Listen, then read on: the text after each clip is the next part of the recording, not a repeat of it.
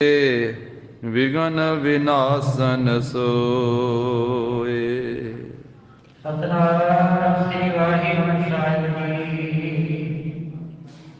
भयो सकार कीर्तन अंतर है जोता मरणी समुदाय। लोट बोध न जिसके होवत लोट वर पार न पाई। भयो सकार कीर्तन अंतर है जोता मरणी समुदाय। लोट बोध न जिसके होवत जोत वर पार न पाई। वाहिगुरु जी का खालसा वाहिगुरु जी की फतेह। दसां पातशाहियां दी जोत तखत चौर छतर दे मालक धन श्री गुरु ग्रंथ साहिब जी महाराज सतगुरां दी पावन पवित्र हजूरी अंदर जगत गुरु जाहर पीर जगत गुर बाबा धन धन श्री गुरु नानक देव साहिब जी महाराज सतगुरां दे पावने अस्थान गुरुद्वारा श्री बेर साहिब जी विखे गुरु चरना की हाजरी भर रही गुरु की साजी निवाजी हुई साध संगत जी। सतगुरां ने कृपा की है अपने अमृतमयी दीदार बख्शिश किए हैं। सत संगत का अमोलक सुभागा समा सतगुरु जी ने बख्शिया है। अज 8 पोह का दिन है साध संगत जी और ये दिन दुनिया का वो दिन है जिस दिन गुरु कलगीधर पातशाह महाराज साहब जी ने अपने बली बहादुर सिंघां नूं एक एक नूं सवा लख दे नाल लड़ाया। खालसे की साजना करके महाराज ने बचन कहे सी 1.25 लाख से एक लड़ाऊं तबै गोबिंद सिंह नाम कहाऊं। अंग्रेजी तरीक जिहड़ी है वो हर साल एक अद्धा दिन अगे पिछे हुंदा रहिंदा है पर जो ये देसी महीना है ये 8 पोह का दिन जिस दिन चमकौर की लड़ाई हुई साध संगत जी। पिछला इतिहास आपां लड़ीवार हर रोज़ पढ़ते आए हाँ। लड़ीवार रूप दे विच जो इतिहास है वो गढ़ी छड्डण तो अगला इतिहास चल रहा है पर अज 8 पोह का दिन होने दे करके आपां संखेप नाल पहलों अज का इतिहास भी थोड़ा जिहा बेनती करनी है। सतगुरु जी ने अमृत बाणी विच फरमाया दीन दीन का अर्थ धर्म है साध संगत जी। दीन का अर्थ गरीब भी है दीन का अर्थ दुखी भी है। सतगुरु कहंदे सूरमा वो है जिहड़ा दीन वास्ते लड़दा जिहड़ा अपने धर्म वास्ते लड़दा ते जिहड़ा गरीबां दुखियां मजलूमां दी रखिया वास्ते लड़दा। सूरा सो पहचानिया जो लड़ै दीन के हेत पुरजा पुरजा कट मरै कबहू ना छाड़ै खेत। गरीब नवाज साहब जी कहिंदे भी सूरमा पुरजा पुरजा कट के मर तां जांदा है पर वह कदी खेत नहीं छड्डदा जंग का मैदान नहीं छड्डदा। ते दीन महाराज ने अमृत बाणी च इस तरह भी वरतिया है क्योंकि एक उन्होंने आपां चेते कर रहे हैं जिन्हां ने दीन ते पहरा दिता ते नाल दूजे अपने आप ही चेते हो जाते जिन्हां ने दीन त्याग दिता। ਜਿਹੜੇ 4 ਛਪੇਰੇ ਲੱਖਾਂ ਦੀ ਗਿਣਤੀ ਵਿੱਚ ਫੌਜ ਹੈ ਚਮਕੌਰ ਗੜ੍ਹੀ ਦੇ ਆਲੇ ਦੁਆਲੇ, ਉਹਨਾਂ ਨੇ ਦੀਨ ਭੁਲਾ ਦਿੱਤਾ। ਕਸਮਾਂ ਖਾ ਕੇ ਤੋੜ ਦਿੱਤੀਆਂ 22 ਧਾਰ ਦੇ ਰਾਜਿਆਂ ਨੇ। ਔਰੰਗਜ਼ੇਬ ਦੇ ਜਰਨੈਲਾਂ ਨੇ ਕਸਮਾਂ ਤੋੜੀਆਂ। ਤੇ ਭਗਤ ਕਬੀਰ ਸਾਹਿਬ ਜੀ ਦਾ ਬਚਨ ਹੈ, ਕਬੀਰ ਦੀਨ ਗਵਾਇਆ ਦੁਨੀ ਸਿਓ। ਜਿਨ੍ਹਾਂ ਲੋਕਾਂ ਨੇ ਦੁਨੀਆ ਦੇ ਲਾਲਚ ਦੇ ਵਿੱਚ ਪੈ ਕੇ ਆਪਣਾ ਦੀਨ ਵਿਸਾਰ ਦਿੱਤਾ, ਦੀਨ ਭੁਲਾ ਦਿੱਤਾ। ਕਬੀਰ ਦੀਨ ਗਵਾਇਆ ਦੁਨੀ ਸਿਓ, ਦੁਨੀ ਨਾ ਚਾਲੀ ਸਾਥ, ਪਾਏ ਕੁਹਾੜਾ ਮਾਰਿਆ ਗਾਫਲੇ ਆਪਣੇ ਹਾਥ। ਕਹਿੰਦੇ ਉਹਨਾਂ ਗਾਫਲਾਂ ਨੇ ਆਪਣੇ ਪੈਰਾਂ ਤੇ ਆਪ ਕੁਹਾੜਾ ਮਾਰਿਆ।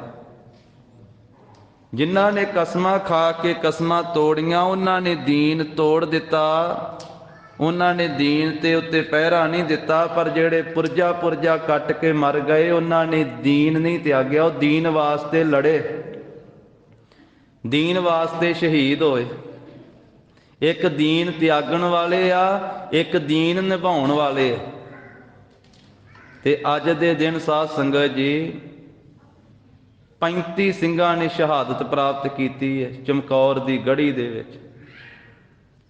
1761 ਬਿਕਰਮੀ ਸੰਮਤ 8 ਪੋਹ ਦਾ ਦਿਨ, ਸਵੇਰ ਤੋਂ ਜਿਉਂ ਦਿਨ ਚੜ੍ਹਿਆ ਤੇ ਸ਼ਾਮ ਤੀਕ ਅੱਜ ਦੇ ਦਿਨ ਜੰਗ ਹੋਇਆ ਚਮਕੌਰ ਗੜ੍ਹੀ।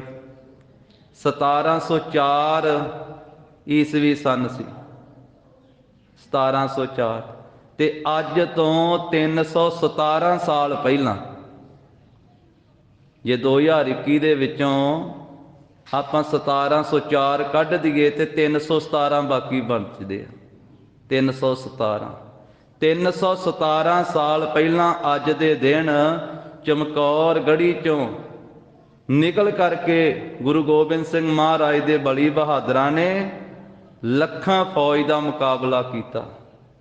ਗੁਰਪ੍ਰਤਾਪ ਸੂਰਜ ਗ੍ਰੰਥ ਦੇ ਅਨੁਸਾਰ 20 ਲੱਖ ਫੌਜ ਸੀ 4 ਚਫੇਰੇ ਜਿਹਨੇ ਘੇਰਾ ਪਾਇਆ। 20 ਲੱਖ। 10 ਲੱਖ ਦਾ ਗੁਰੂ ਗੋਬਿੰਦ ਸਿੰਘ ਮਹਾਰਾਜ ਨੇ ਜ਼ਿਕਰ ਜਫਰਨਾਮੇ 'ਚ ਕੀਤਾ ਵਾ, ਪਰ ਆਖਿਆ ਵੀ ਉਹ 10 ਲੱਖ ਜਿਹਦੀ ਖਬਰ ਹੀ ਨਹੀਂ ਸੀ ਵੀ ਇਹਨੇ ਵੀ ਆ ਜਾਣਾ। ਜਿਹੜੇ ਆਨੰਦਪੁਰ ਸਾਹਿਬੋਂ 7 ਮਹੀਨਿਆਂ ਦਾ ਘੇਰਾ ਪਾਇਆ ਸੀ, ਉਹਨਾਂ ਦੀ ਤੇ ਖਬਰ ਹੈ ਹੀ ਸੀ ਮਹਾਰਾਜ ਨੂੰ, ਉਹ ਤੇ ਮਗਰ ਆ ਹੀ ਰਹੇ ਸੀ ਕਸਮਾਂ ਤੋੜ ਕੇ। ਪਰ ਜਿਹੜੇ ਬੇਖਬਰੇ ਆਏ, 10 ਲੱਖ ਫੌਜ ਦਿੱਲੀਓਂ ਹੋਰ ਆਈ ਸੀ। ਆਪਾਂ ਪਿੱਛੇ ਲੜੀਵਾਰ ਇਤਿਹਾਸ ਸਾਰਾ ਪੜ੍ਹਿਆ। ਮਹਾਰਾਜ ਨੇ ਜਫਰਨਾਮੇ ਜ਼ਿਕਰ ਕੀਤਾ ਵੀ ਇੱਧਰ 40 ਭੁੱਖਣ ਭਾਣੇ ਤੇ ਉੱਧਰੋਂ ਬੇਖਬਰ ਵੀ 10 ਲੱਖ ਆਈ, ਤੇ ਜਿਹਦੀ ਖਬਰ ਸੀ ਉਹ ਤਾਂ ਆ ਹੀ ਰਹੀ ਸੀ ਸਾਰੇ ਆਨੰਦਪੁਰ ਸਾਹਿਬ ਘੇਰਾ ਪਾਉਣ ਵਾਲੇ। ਗੁਰਸਨਾਹਾ ਚਿਕਾਰੇ ਕੁਨਦ ਚੇਹਲ ਨਾਰ ਕੇ 10 ਲੱਖ ਬਰਾਈਅਦ ਬਰੋ ਬੇਖਬਰ। 10 ਲੱਖ ਉਹ ਫੌਜ ਆਈ ਜਿਹੜੀ ਬੇਖਬਰ ਦਿੱਲੀ ਤੋਂ ਆਈ। ਖਵਾਜੇ ਮਹਿਮੂਦ ਅਲੀ ਨੇ ਮੰਗਾਈ ਸੀ, ਜਿਹਨੂੰ ਖਵਾਜਾ ਮਰਦੂਦ ਆਖਿਆ ਮਹਾਰਾਜ ਸਾਹਿਬ ਜੀ ਨੇ। ਤਾਂ 4 ਚੁਫੇਰੇ ਘੇਰਾ ਘੱਤਿਆ ਤੇ ਉਸ ਵੇਲੇ ਗੁਰੂ ਸਾਹਿਬ ਜੀ ਤੋਂ ਆਗਿਆ ਲੈ ਲੈ ਕੇ ਗੁਰੂ ਕੇ ਸਿੰਘਾਂ ਨੇ ਜੰਗ ਦੇ ਮੈਦਾਨ ਵਿੱਚ ਜਾਣਾ ਕੀਤਾ। 5 ਪਿਆਰਿਆਂ 'ਚ 3 ਪਿਆਰੇ ਗਏ ਵਾਰੀ ਵਾਰੀ। ਪਿਆਰੇ ਭਾਈ ਹਿੰਮਤ ਸਿੰਘ ਜੀ, ਪਿਆਰੇ ਭਾਈ ਮੋਹਕਮ ਸਿੰਘ ਜੀ, ਪਿਆਰੇ ਭਾਈ ਸਾਹਿਬ ਸਿੰਘ ਜੀ, ਇਹਨਾਂ 3 ਪਿਆਰਿਆਂ ਨੇ ਵੀ ਅੱਜ ਦੇ ਦਿਨ ਸ਼ਹਾਦਤ ਪ੍ਰਾਪਤ ਕੀਤੀ। ਇਸੇ ਤਰ੍ਹਾਂ 5 ਮੁਕਤਿਆਂ ਸਿੰਘਾਂ ਨੇ ਵੀ ਅੱਜ ਦੇ ਦਿਨ ਸ਼ਹਾਦਤ ਪ੍ਰਾਪਤ ਕੀਤੀ। ਜਦੋਂ ਖਾਲਸੇ ਦੀ ਸਾਜਨਾ ਕੀਤੀ ਸੀ ਤੇ 5 ਪਿਆਰਿਆਂ ਤੋਂ ਬਾਅਦ ਜਿਨ੍ਹਾਂ 5 ਸਿੰਘਾਂ ਨੇ ਅੰਮ੍ਰਿਤ ਛਕਿਆ ਸੀ, ਭਾਈ ਰਾਮ ਸਿੰਘ, ਭਾਈ ਟਹਿਲ ਸਿੰਘ, ਭਾਈ ਈਸ਼ਰ ਸਿੰਘ, ਭਾਈ ਦੇਵਾ ਸਿੰਘ, ਭਾਈ ਫਤਿਹ ਸਿੰਘ, ਇਹ 5 ਮੁਕਤੇ ਸਿੰਘ ਸੀ। ਕਲਗੀਧਰ ਪਾਤਸ਼ਾਹ ਨੇ ਉਹਨਾਂ ਨੂੰ ਮੁਕਤੇ ਕਹਿ ਕੇ ਨਿਵਾਜਿਆ। ਉਹਨਾਂ 5 ਮੁਕਤਿਆਂ ਨੇ ਵੀ ਅੱਜ ਦਿਨ ਸ਼ਹਾਦਤ ਪ੍ਰਾਪਤ ਕੀਤੀ। ਤੇ ਗੁਰੂ ਕਲਗੀਧਰ ਪਾਤਸ਼ਾਹ ਜੀ ਦੇ ਦੋਹਾਂ ਸਾਹਿਬਜ਼ਾਦਿਆਂ, ਧੰਨ ਧੰਨ ਬਾਬਾ ਅਜੀਤ ਸਿੰਘ ਸਾਹਿਬ ਜੀ, ਗੁਰੂ ਪਿਤਾ ਜੀ ਤੋਂ ਆਗਿਆ ਲੈ ਕੇ ਸਤਿਗੁਰਾਂ ਦੇ ਚਰਨਾਂ ਤੇ ਨਮਸਕਾਰ ਕਰਕੇ ਪਰਿਕਰਮਾ ਕਰਕੇ ਪਿਤਾ ਜੀ ਦੀਆਂ ਸਿੰਘਾਂ ਦੇ ਜਥੇ ਦੇ ਨਾਲ ਜਾਂਦੇ ਆ ਤੁਰਕਾਂ ਦੀ ਫੌਜ ਦੇ ਵਿੱਚ। ਪਹਿਲੋਂ ਤੀਰਾਂ ਨਾਲ ਜੰਗ ਕਰਦੇ, ਜਦੋਂ ਤੀਰ ਮੁੱਕ ਜਾਂਦੇ ਆ ਫਿਰ ਬਰਸ਼ੀ ਦੇ ਨਾਲ ਵੈਰੀਆਂ ਦੇ ਸੀਨੇ ਪਰੋਏ ਬਾਬਾ ਜੀ ਨੇ। ਜਦੋਂ ਸੰਜੋ ਪਾਈ ਸੀ ਤੁਰਕ ਨੇ, ਜਦੋਂ ਜ਼ੋਰ ਨਾਲ ਬਰਛੀ ਬਾਬਾ ਅਜੀਤ ਸਿੰਘ ਸਾਹਿਬ ਜੀ ਨੇ ਮਾਰੀ ਤੇ ਉਹ ਫਾਲਾ ਵਿੱਚ ਹੀ ਰਹਿ ਗਏ। ਜਦੋਂ ਖਿੱਚੀ ਸੀ ਤੇ ਡੰਡਾ ਹੱਥ ਵਿੱਚ ਆ ਗਿਆ ਤੇ ਹਥਿਆਰ ਨਕਾਰਾ ਹੋ ਗਿਆ। ਫਿਰ ਸ੍ਰੀ ਸਾਹਿਬ ਕੱਢ ਲਈ ਤੇ ਉਹਦੇ ਨਾਲ ਜ਼ਾਲਮਾਂ ਦੇ ਆਹੂ ਲਾਏ। ਕਿਰਪਾਨ ਵੀ ਟੁੱਟ ਗਈ ਤੇ ਫਿਰ ਕਟਾਰ ਨਾਲ ਜੰਗ ਕਰਦੇ ਰਹੇ ਤੇ ਫਿਰ ਚਾਰ ਚਪੀਰਿਓ ਘੇਰਾ ਪੈਣਾ ਤੇ ਬਾਬਾ ਅਜੀਤ ਸਿੰਘ ਸਾਹਿਬ ਜੀ ਦੇ ਸਰੀਰ ਤੇ ਇੰਨੇ ਤੀਰ ਵੱਜਣੇ, ਇੰਨੇ ਵਰਸ਼ੇ ਵੱਜਣੇ, ਗੋਲੀਆਂ ਵੱਜਣੀਆਂ ਤੇ ਪੁਰਜਾ ਪੁਰਜਾ ਕੱਟ ਕੇ ਤੇ ਫਿਰ ਸੂਰਮਾ ਧਰਤੀ ਤੇ ਲਿਟ ਜਾਂਦਾ ਹੈ। ਆਖਰੀ ਦਮ ਤੀਕ ਬਾਬਾ ਜੀ ਨੇ ਜੰਗ ਕੀਤਾ। ਸੂਰਾ ਸੋ ਪਹਿਚਾਨੀਐ ਜੋ ਲੜੈ ਦੀਨ ਕੇ ਹੇਤ, ਪੁਰਜਾ ਪੁਰਜਾ ਕੱਟ ਮਰੈ ਕਬਹੂ ਨਾ ਛਾਡੈ ਖੇਤ। ਦੂਸਰੇ ਸਾਹਿਬਜ਼ਾਦੇ ਧੰਨ ਧੰਨ ਬਾਬਾ ਜੁਝਾਰ ਸਿੰਘ ਸਾਹਿਬ ਜੀ ਨੇ ਪਿਤਾ ਜੀ ਤੋਂ ਆਗਿਆ ਮੰਗੀ। ਸਿੰਘਾਂ ਦੇ ਜਥੇ ਸਮੇਤ ਮਹਾਰਾਜ ਸਾਹਿਬ ਜੀ ਤੋਂ ਆਗਿਆ ਲੈ ਕੇ ਜੰਗ ਮੈਦਾਨ ਵਿੱਚ ਗਏ। ਐਸੀ ਕਿਰਪਾਨ ਚਲਾਈ ਕਿ ਤੁਰਕਾਂ ਦੀ ਫੌਜ ਕਹਿੰਦੀ ਸੀ ਅੱਜ ਸਾਡੇ ਤੇ ਕਿਆਮਤ ਦੀ ਰਾਤ ਆ ਗਈ। ਜਿਹਨੂੰ ਪਰਲੋ ਕਿਹਾ ਜਾਂਦਾ ਨਾ, ਇੱਕੇ ਵਾਰੀ ਬਹੁਤਿਆਂ ਦਾ ਮਰ ਜਾਣਾ। ਜਦੋਂ ਬਹੁਤਿਆਂ ਨੂੰ ਝਟਕਾਈ ਜਾਂਦੇ ਸੀ ਬਾਬਾ ਜੁਝਾਰ ਸਿੰਘ ਸਾਹਿਬ ਜੀ ਉਹ ਕਹਿੰਦੇ ਸਾਡੇ ਤੇ ਕਿਆਮਤ ਦਾ ਸਮਾਂ ਆ ਗਿਆ, ਕਹਿਰ ਆ ਗਿਆ, ਖੁਦਾ ਦਾ ਕਹਿਰ ਹੋ ਗਿਆ, ਕਿਆਮਤ ਦੀ ਰਾਤ ਆ ਗਈ ਹੈ। ਆਖਿਰਕਾਰ ਬਾਬਾ ਜੁਝਾਰ ਸਿੰਘ ਸਾਹਿਬ ਜੀ ਵੀ ਲੜਦੇ ਲੜਦੇ ਪੁਰਜਾ ਪੁਰਜਾ ਟੁਕੜਾ ਟੁਕੜਾ ਹੋ ਕਰਕੇ ਸ਼ਹੀਦੀ ਪ੍ਰਾਪਤ ਕਰ ਗਏ। ਉੱਚੀ ਥਾਂ ਅਟਾਰੀ ਤੇ ਗੜੀ ਵਿੱਚ ਖਲੋਤੇ ਹੋਏ ਪਿਤਾ ਗੁਰੂ ਗੋਬਿੰਦ ਸਿੰਘ ਜੀ ਵੇਖ ਰਹੇ ਸਨ ਤੇ ਅਕਾਲ ਪੁਰਖ ਵਾਹਿਗੁਰੂ ਜੀ ਦਾ ਸ਼ੁਕਰ ਕੀਤਾ ਜਾ ਰਿਹਾ ਸੀ। ਹੱਥ ਜੁੜੇ ਹੋਏ ਆ ਕਲਗੀਧਰ ਪਾਤਸ਼ਾਹ ਜੀ ਦੇ ਤੇ ਗਰੀਬ ਨਵਾਜ ਸਾਹਿਬ ਜੀ ਕਹਿ ਰਹੇ ਸਨ ਜਿਸ ਕੀ ਬਸਤ ਤਿਸ ਆਗੇ ਰਾਖੈ, ਪ੍ਰਭ ਕੀ ਆਗਿਆ ਮਾਨੈ ਮਾਥੈ। ਗਰੀਬ ਨਵਾਜ ਸਾਹਿਬ ਜੀ ਵਾਹਿਗੁਰੂ ਦਾ ਸ਼ੁਕਰ ਕਰ ਰਹੇ ਸਨ ਔਰ ਸਤਿਗੁਰੂ ਗਰੀਬ ਨਵਾਜ ਸਾਹਿਬ ਜੀ ਆਪਣੇ ਪਵਿੱਤਰ ਮੁਖ ਤੋਂ ਇਹ ਬਚਨ ਕਹਿ ਰਹੇ ਸਨ ਇਹਨਾਂ ਸੂਰਬੀਰਾਂ ਦੀ ਸ਼ਹਾਦਤ ਤੇ ਧੰਨ ਜੀਓ ਤੇਹ ਕੋ ਜਗ ਮੈਂ ਮੁਖ ਤੇ ਹਰ ਚਿਤ ਮੈਂ ਜੁਧ ਵਿਚਾਰੈ, ਦੇਹ ਅਨਿਤ ਨਾ ਨਿਤ ਰਹਿ ਜਸ ਨਾਵ ਚੜ੍ਹੈ ਭਵ ਸਾਗਰ ਤਾਰੈ, ਧੀਰਜ ਧਾਮ ਬਨਾਏ ਇਹ ਤਨ ਬੁੱਧ ਸੋ ਦੀਪਕ ਜਿਉ ਜਿਆਰੈ, ਗਿਆਨ ਹੈ ਕਿ ਬਡਨੀ ਮਨਹੁ ਹਾਥ ਲੈ ਕਾਤਰਤਾ ਕੁਤਵਾਰ ਬੁਹਾਰੈ। ਐਸੇ ਬਚਨ ਫਰਮਾਏ ਜਾ ਰਹੇ ਸਨ। 35 ਸਿੰਘ ਵੱਡੇ ਸਾਹਿਬਜ਼ਾਦੇ ਅੱਜ ਦੇ ਦਿਨ ਸਾਧ ਸੰਗਤ ਜੀ ਸ਼ਹੀਦ ਹੋਏ। 5 ਪਿਆਰਿਆਂ ਚੋਂ 3 ਪਿਆਰੇ ਸ਼ਹੀਦ ਹੋਏ। ਸਾਰਾ ਦਿਨ ਜੰਗ ਹੋਇਆ, ਸ਼ਾਮਾਂ ਪਈਆਂ ਤੇ 5 ਸਿੰਘ ਸ੍ਰੀ ਗੁਰਪ੍ਰਤਾਪ ਸੂਰਜ ਗ੍ਰੰਥ ਦੇ ਮੁਤਾਬਕ ਅੰਦਰ ਬਾਕੀ ਰਹੇ ਸਨ। ਪਿਆਰੇ ਦਇਆ ਸਿੰਘ, ਪਿਆਰੇ ਧਰਮ ਸਿੰਘ, ਭਾਈ ਮਾਨ ਸਿੰਘ, ਭਾਈ ਸੰਤ ਸਿੰਘ, ਭਾਈ ਸੰਗਤ ਸਿੰਘ। ਉਹਨਾਂ 5 ਨੇ ਜਿਵੇਂ ਕਲਗੀਧਰ ਪਾਤਸ਼ਾਹ ਨੂੰ ਬੇਨਤੀ ਕੀਤੀ ਕਿ ਮਹਾਰਾਜ ਆਪ ਗੜੀ ਛੱਡ ਕੇ ਚਲੇ ਜਾਓ। ਉਹ ਸਾਰੀ ਗਾਥਾ ਆਪਾਂ ਕੱਲ ਦੇ ਦੀਵਾਨ ਵਿੱਚ ਸਰਵਣ ਕਰ ਚੁੱਕੇ ਹਾਂ। ਫਿਰ 5 ਨੂੰ ਜਿਵੇਂ ਮਹਾਰਾਜ ਨੇ 3 ਪ੍ਰਕਰਮਾ ਕਰਕੇ ਆਪਣੀ ਕਲਗੀ ਜਿਗਾ ਭਾਈ ਸੰਤ ਸਿੰਘ ਦੇ ਸੀਸ ਤੇ ਸਜਾ ਕੇ ਗੁਰੂ ਖਾਲਸਾ ਖਾਲਸਾ ਗੁਰੂ ਹੈ ਐਸੀਆਂ ਬਖਸ਼ਿਸ਼ਾਂ ਕੀਤੀਆਂ। ਫਿਰ 3 ਸਿੰਘਾਂ ਨੂੰ ਨਾਲ ਲੈ ਕੇ ਮਹਾਰਾਜ ਸਾਹਿਬ ਜੀ ਨੇ ਜਿਵੇਂ ਗੜੀ ਛੱਡੀ ਹੈ, ਜਿਵੇਂ ਤੁਰਕਾਂ ਦੀ ਫੌਜ ਵਿੱਚ ਅੱਗੇ ਜਾ ਕਰਕੇ 3 ਵਾਰੀ ਤਾੜੀ ਮਾਰੀ ਹੈ, ਉੱਚੀ ਬੋਲ ਕੇ ਮਹਾਰਾਜ ਨੇ ਆਖਿਆ ਹੈ ਵੀ ਅਸੀਂ ਜਾ ਰਹੇ ਹਾਂ, ਹਿੰਦ ਦਾ ਪੀਰ ਜਾ ਰਿਹਾ ਹੈ, ਜਿਸ ਵਿੱਚ ਤਾਕਤ ਹੈ ਸਾਨੂੰ ਫੜ ਲਓ। ਆਪਸ ਦੇ ਵਿੱਚ ਹਫੜਾ ਦਫੜੀ ਰਾਤ ਨੂੰ ਮੱਚੀ ਤੇ ਉਸ ਵੇਲੇ ਐਸੀ ਉਧੜ ਧੁੰਮੀ ਮੱਚੀ ਹੈ ਕਿ ਆਪਸ ਦੇ ਵਿੱਚ ਹੀ ਮਾਰਨ ਲੱਗ ਪਏ। ਕਵੀ ਜੀ ਨੇ ਬੜਾ ਵਿਸਥਾਰ ਦੇ ਨਾਲ ਜ਼ਿਕਰ ਕੀਤਾ, ਆਪਾਂ ਪੜ੍ਹਿਆ ਹੈ ਕਿ ਪਿਤਾ ਨੇ ਪੁੱਤਰ ਨੂੰ ਹੀ ਰਾਤ ਨੂੰ ਮਾਰ ਦਿੱਤਾ ਹੈ ਤੇ ਪੁੱਤਰ ਨੇ ਪਿਤਾ ਦਾ ਹੀ ਵਾਰ ਕਰ ਦਿੱਤਾ ਹੈ, ਭਰਾ ਨੇ ਭਰਾ ਦੇ ਉੱਤੇ ਹੀ ਵਾਰ ਕਰ ਦਿੱਤਾ, ਚਾਚੇ ਨੇ ਭਤੀਜੇ ਦੇ ਉੱਤੇ ਹੀ ਵਾਰ ਕਰ ਦਿੱਤਾ, ਮਿੱਤਰ ਨੇ ਮਿੱਤਰ ਦੇ ਉੱਤੇ ਹੀ ਤਲਵਾਰ ਵਾਹ ਦਿੱਤੀ, ਜਥੇਦਾਰ ਨੇ ਜਰਨੈਲ ਨੇ ਸਿਪਾਹੀ ਨੂੰ ਹੀ ਮਾਰ ਦਿੱਤਾ ਤੇ ਸਿਪਾਹੀ ਨੇ ਆਪਣੇ ਆਗੂ ਜਥੇਦਾਰ ਨੂੰ ਹੀ ਮਾਰ ਦਿੱਤਾ ਹੈ। ਇਸ ਤਰੀਕੇ ਦੇ ਨਾਲ ਹਫੜਾ ਦਫੜੀ ਮਚ ਰਹੀ ਹੈ ਤੇ ਕਲਗੀਧਰ ਪਾਤਸ਼ਾਹ ਤੇ 3 ਹੀ ਸਿੰਘ ਪਿਆਰੇ ਦਇਆ ਸਿੰਘ, ਪਿਆਰੇ ਧਰਮ ਸਿੰਘ, ਭਾਈ ਮਾਨ ਸਿੰਘ, ਮਹਾਰਾਜ ਨੇ ਆਖਿਆ ਸੀ ਸਿੰਘੋ ਇਹ ਤੁਰਕਾਂ ਦੀ ਫੌਜ ਵਿੱਚੋਂ ਨਿਕਲਦਿਆਂ ਹੋਇਆਂ ਆਪਾਂ ਅੱਗੇ ਪਿੱਛੇ ਵੀ ਹੋ ਜਾਵਾਂਗੇ। ਉਹ ਸਾਹਮਣੇ ਤਾਰਾ ਵੇਖੋ, ਤਾਰੇ ਦੀ ਸਿਹਤ ਰੱਖ ਕੇ ਮਾਛੀਵਾੜੇ ਦੇ ਜੰਗਲ ਨੂੰ ਆ ਜਾਣਾ। ਜੇ ਰਾਤ ਨੂੰ ਨਾ ਮਿਲਿਆ ਗਿਆ ਤੇ ਦਿਨ ਚੜੇ ਮਿਲ ਜਾਓਗੇ। ਘਬਰਾਉਣਾ ਨਹੀਂ, ਕਿਸੇ ਤਰੀਕੇ ਨਾਲ ਕੋਈ ਫਿਕਰ ਤੇ ਚਿੰਤਾ ਨਹੀਂ ਕਰਨੀ ਹੈ। ਤੋ ਸਤਿਗੁਰੂ ਗਰੀਬ ਨਵਾਜ ਜਿਵੇਂ ਜਾ ਰਹੇ ਹਨ ਇੱਥੋਂ ਅੱਗੇ ਸਾਧ ਸੰਗਤ ਜੀ ਲੜੀਵਾਰ ਗਾਥਾ ਆ ਰਹੀ ਹੈ। ਅੱਜ ਦੇ ਉਹਨਾਂ ਸਮੂਹ ਸ਼ਹੀਦਾਂ ਨੂੰ, ਗੁਰੂ ਕੇ ਸਾਹਿਬਜ਼ਾਦਿਆਂ ਨੂੰ, ਪਿਆਰਿਆਂ ਨੂੰ, ਸਮੂਹ ਸ਼ਹੀਦਾਂ ਨੂੰ ਰੋਮ ਰੋਮ ਕਰਕੇ ਨਮਸਕਾਰ ਹੈ। ਉਹਨਾਂ ਸ਼ਹੀਦਾਂ ਦਾ ਡੁੱਲਿਆ ਹੋਇਆ ਪਵਿੱਤਰ ਖੂਨ, ਉਹਨਾਂ ਦੀਆਂ ਸ਼ਹਾਦਤਾਂ, ਉਹਨਾਂ ਦੇ ਮਹਾਨ ਪਰਉਪਕਾਰ ਕੁਰਬਾਨੀਆਂ ਸਾਡੇ ਹਿਰਦੇ ਵਸਣ। ਸਾਨੂੰ ਵੀ ਗੁਰੂ ਕੀ ਸਿੱਖੀ ਪ੍ਰਾਪਤ ਹੋਵੇ, ਸਾਡੇ ਘਰਾਂ ਵਿੱਚ ਵੀ ਗੁਰੂ ਕੀ ਸਿੱਖੀ ਆਵੇ, ਅਸੀਂ ਵੀ ਬਾਣੀ ਬਾਣੇ ਦੇ ਧਾਰਨੀ ਹੋਈਏ। ਔਰ ਜਿਵੇਂ ਅਸੀਂ ਸਵੇਰੇ ਸ਼ਾਮੀ ਅਰਦਾਸ ਵਿੱਚ ਚੇਤੇ ਕਰਦੇ ਹਾਂ, ਉਹਨਾਂ ਦੀ ਯਾਦ ਸਦਾ ਹੀ ਸਾਡੇ ਹਿਰਦੇ ਵਸੀ ਰਵੇ।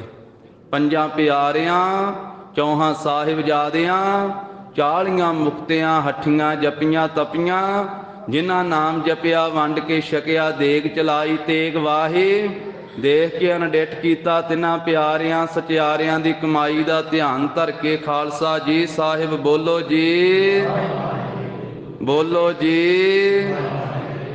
ਤਾਂ ਇਹ ਯਾਦ ਸਾਧ ਸੰਗਤ ਜੀ ਜਿੱਥੇ ਅੱਜ ਅਸੀਂ ਉਹਨਾਂ ਨੂੰ ਚੇਤੇ ਕਰ ਰਹੇ ਹਾਂ, ਸਦਾ ਹੀ ਸਾਡੇ ਹਿਰਦੇ ਵਸੀ ਰਵੇ। ਤੋ ਅਸੀਂ ਸਦਾ ਗੁਰੂ ਕੀ ਸਿੱਖੀ ਵਿੱਚ ਤਿਆਰ ਬੁਰ ਤਿਆਰ ਰਹੀਏ। ਤੋ ਸਤਿਗੁਰੂ ਗਰੀਬ ਨਵਾਜ ਕਿਰਪਾ ਕਰਨ। ਅੱਗੇ ਲੜੀਵਾਰ ਗਾਥਾ ਸਰਵਣ ਕਰੀਏ।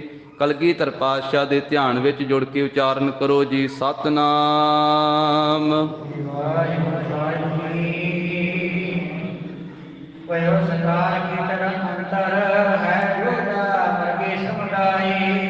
ਜਦੋਂ ਰਾਤ ਨੂੰ ਆਪਸ ਵਿੱਚ ਹੀ ਜੰਗ ਕਰਨ ਲੱਗੇ ਨਾ ਸਾਧ ਸੰਗਤ ਜੀ, ਤੇ ਭਾਈ ਸਾਹਿਬ ਭਾਈ ਸੰਤੋਖ ਸਿੰਘ ਜੀ ਕਹਿੰਦੇ ਆ ਵੀ 70 ਵਿਛ ਗਏ ਜੰਗ ਦੇ ਮੈਦਾਨ ਵਿੱਚ।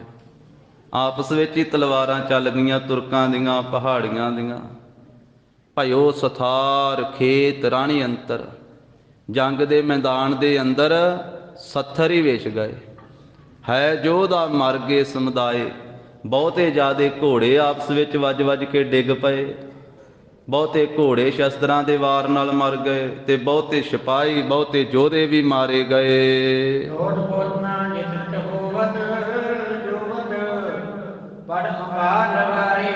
ਕਹਿੰਦੇ ਕਿ ਲੋਥ ਪੋਥਨਾ ਹੋ ਗਈ ਜਿੱਥੇ ਕਿਥੇ। ਇਹਦਾ ਭਾਵ ਹੈ ਕਿ ਲੋਥ ਦੇ ਉੱਤੇ ਲੋਥ ਚੜ ਗਈ। ਇੰਨੇ 70 ਵਿਸ਼ੇ ਆਪਸ ਵਿੱਚ ਹੀ ਲੜ ਲੜ ਕੇ ਰਾਤ ਨੂੰ, ਇਹ 8 ਪੋਹ ਦੀ ਰਾਤ ਦੀ ਗੱਲ ਕਰ ਰਹੇ ਆ ਭਾਈ ਸਾਹਿਬ, ਜਦੋਂ ਕਲਗੀਧਰ ਪਾਤਸ਼ਾਹ ਗੜੀ ਛੱਡ ਕੇ ਗਏ। ਆਪਸ ਦੇ ਵਿੱਚ ਹੀ ਟਕਰਾ ਕਰਕੇ ਹਨੇਰੀ ਰਾਤ ਨੂੰ ਤਾਂ ਲੋਥ ਤੇ ਲੋਥ ਚੜ ਗਈ। ਜਿੱਧਰ ਵੇਖੀਏ ਕਹਿੰਦੇ ਵੀ ਲੋਥਾਂ ਦੇ ਅੰਬਾਰ ਲੱਗ ਗਏ, ਢੇਰ ਲੱਗ ਗਏ।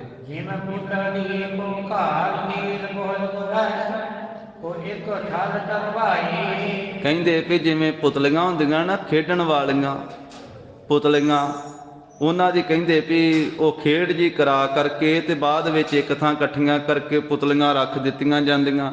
ਇਸੇ ਤਰ੍ਹਾਂ ਤੁਰਕਾਂ ਦੀਆਂ ਤੇ ਪਹਾੜੀਆਂ ਦੀਆਂ ਲਾਸ਼ਾਂ ਪਈਆਂ ਹੋਈਆਂ ਹਨ।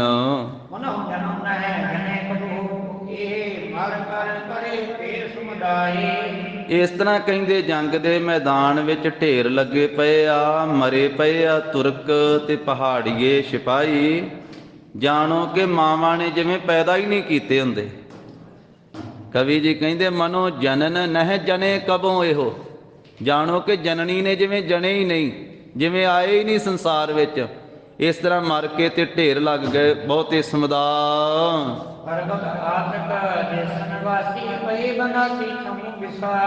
ਤਾਂ ਇਹ 8 ਪੋਹ ਦੀ ਰਾਤ ਨੂੰ, ਅੱਜ 8 ਪੋਹ ਹੈ, ਅੱਜ ਸੂਰਜ ਛਿਪਣ ਤੋਂ ਬਾਅਦ ਅੱਧੀ ਰਾਤ ਵੇਲੇ ਮਹਾਰਾਜ ਸਾਹਿਬ ਜੀ ਨੇ ਜਿਵੇਂ ਗੜੀ ਛੱਡੀ ਸੀ, ਉਹ ਸਮਾਂ ਦੱਸ ਰਹੇ ਹਨ।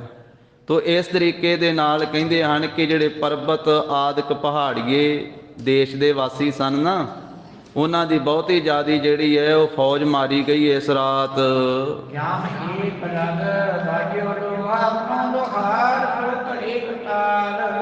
ਇੱਕ ਪੈਰ ਤੀਕ ਕਹਿੰਦੇ ਲੋਹਾ ਖੜਕਦਾ ਰਿਹਾ, ਆਪਸ ਵਿੱਚ ਲੜਦੇ ਰਹੇ ਭੁਲੇਖੇ ਨਾਲ ਵੀ ਗੁਰੂ ਗੋਬਿੰਦ ਸਿੰਘ ਦੀ ਫੌਜ ਆ।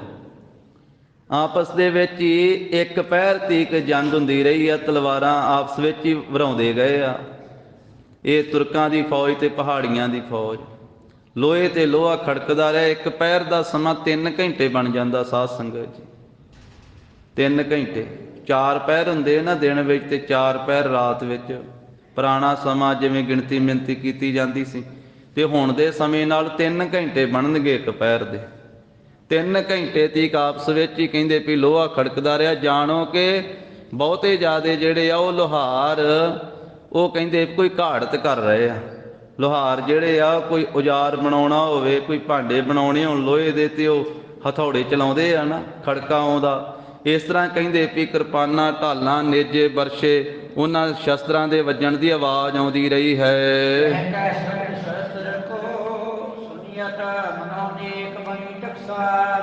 ਤੇ ਜਿੱਥੇ ਕਿੱਥੇ ਕਹਿੰਦੇ ਵੀ ਜੰਗ ਹੋ ਰਿਹਾ ਨਾ, ਆਪਸ ਦੇ ਵਿੱਚ ਹੀ ਲੜੀ ਜਾਂਦੇ ਆ, ਤੇ ਤਲਵਾਰਾਂ ਚੱਲ ਰਹੀਆਂ, ਬਰਛੇ ਚੱਲ ਰਹੇ ਆ, ਹੋਰ ਤਰ੍ਹਾਂ ਤਰ੍ਹਾਂ ਦੇ ਹਥਿਆਰ ਚੱਲ ਰਹੇ ਆ।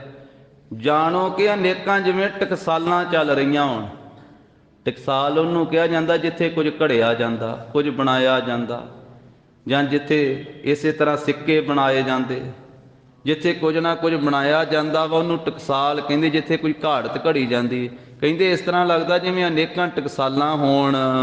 ਭਾਈ ਆਖਰੀ ਭੇਂਟ ਜਗਾਏ ਕੀ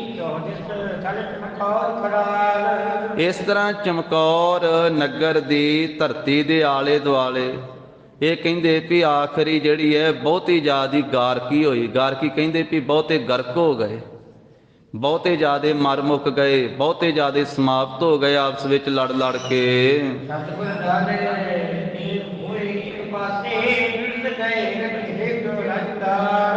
ਜਦੋਂ ਇਹ ਆਪਸ ਵਿੱਚ ਹੀ ਇਹਨਾਂ ਦੀ ਹਫੜਾ ਦਫੜੀ ਮੱਚੀ ਨਾ ਸਾਧ ਸੰਗਤ ਜੀ, ਆਪਸ ਵਿੱਚ ਹੀ ਤਲਵਾਰਾਂ ਚੱਲੀਆਂ, ਬਰਛੇ ਚੱਲੇ, ਗੋਲੀਆਂ ਚੱਲੀਆਂ, ਤੀਰ ਚੱਲੇ, ਆਪਸ ਵਿੱਚ ਹੀ ਮਰਨ ਮੁੱਕਣ ਲੱਗ ਪਏ। ਤੇ ਕਲਗੀਧਰ ਪਾਤਸ਼ਾਹ ਮਹਾਰਾਜ ਇੱਕ ਪਾਸੇ ਹੋ ਕੇ ਇਹਨਾਂ ਦੇ ਦਲ ਤੋਂ, ਤੇ ਗਰੀਬ ਨਵਾਜ ਸਾਹਿਬ ਜੀ ਜਾਣੋ ਕਿ ਇਹਨਾਂ ਦੁਸ਼ਮਣਾਂ ਦੀਆਂ ਅੱਖਾਂ ਵਿੱਚ ਘੱਟਾ ਪਾ ਕੇ ਮਹਾਰਾਜ ਨਿਕਲ ਗਏ, ਅੱਗੇ ਚਲੇ ਗਏ। ਵੀ ਇਸ ਤਰ੍ਹਾਂ ਉੱਥੇ ਆਵਾਜ਼ ਦੇ ਕੇ ਉੱਚੀ ਸਾਰੀ, ਜਦੋਂ ਆਪਸ ਵਿੱਚ ਹੀ ਲੜਨ ਭਿੜਨ ਲੱਗ ਪਏ, ਤੇ ਮਹਾਰਾਜ ਸਾਹਿਬ ਜੀ ਇੱਕ ਪਾਸੇ ਦੀ ਹੋ ਕਰਕੇ ਇਹਨਾਂ ਦੇ ਤੇ ਅੱਗੇ ਨਿਕਲ ਗਏ ਹਨ।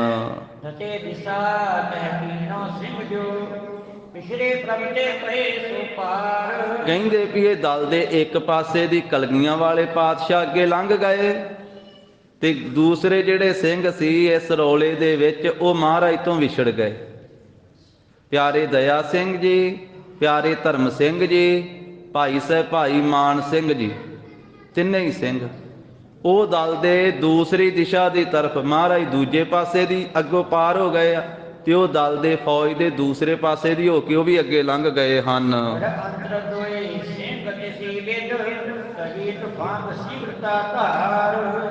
ਤਾਂ ਕਿਲੇ ਦੇ ਵਿੱਚ ਦੋਵੇਂ ਹੀ ਸਿੰਘ ਰਹਿ ਗਏ, ਭਾਈ ਸੰਤ ਸਿੰਘ ਜੀ ਤੇ ਭਾਈ ਸੰਗਤ ਸਿੰਘ ਜੀ।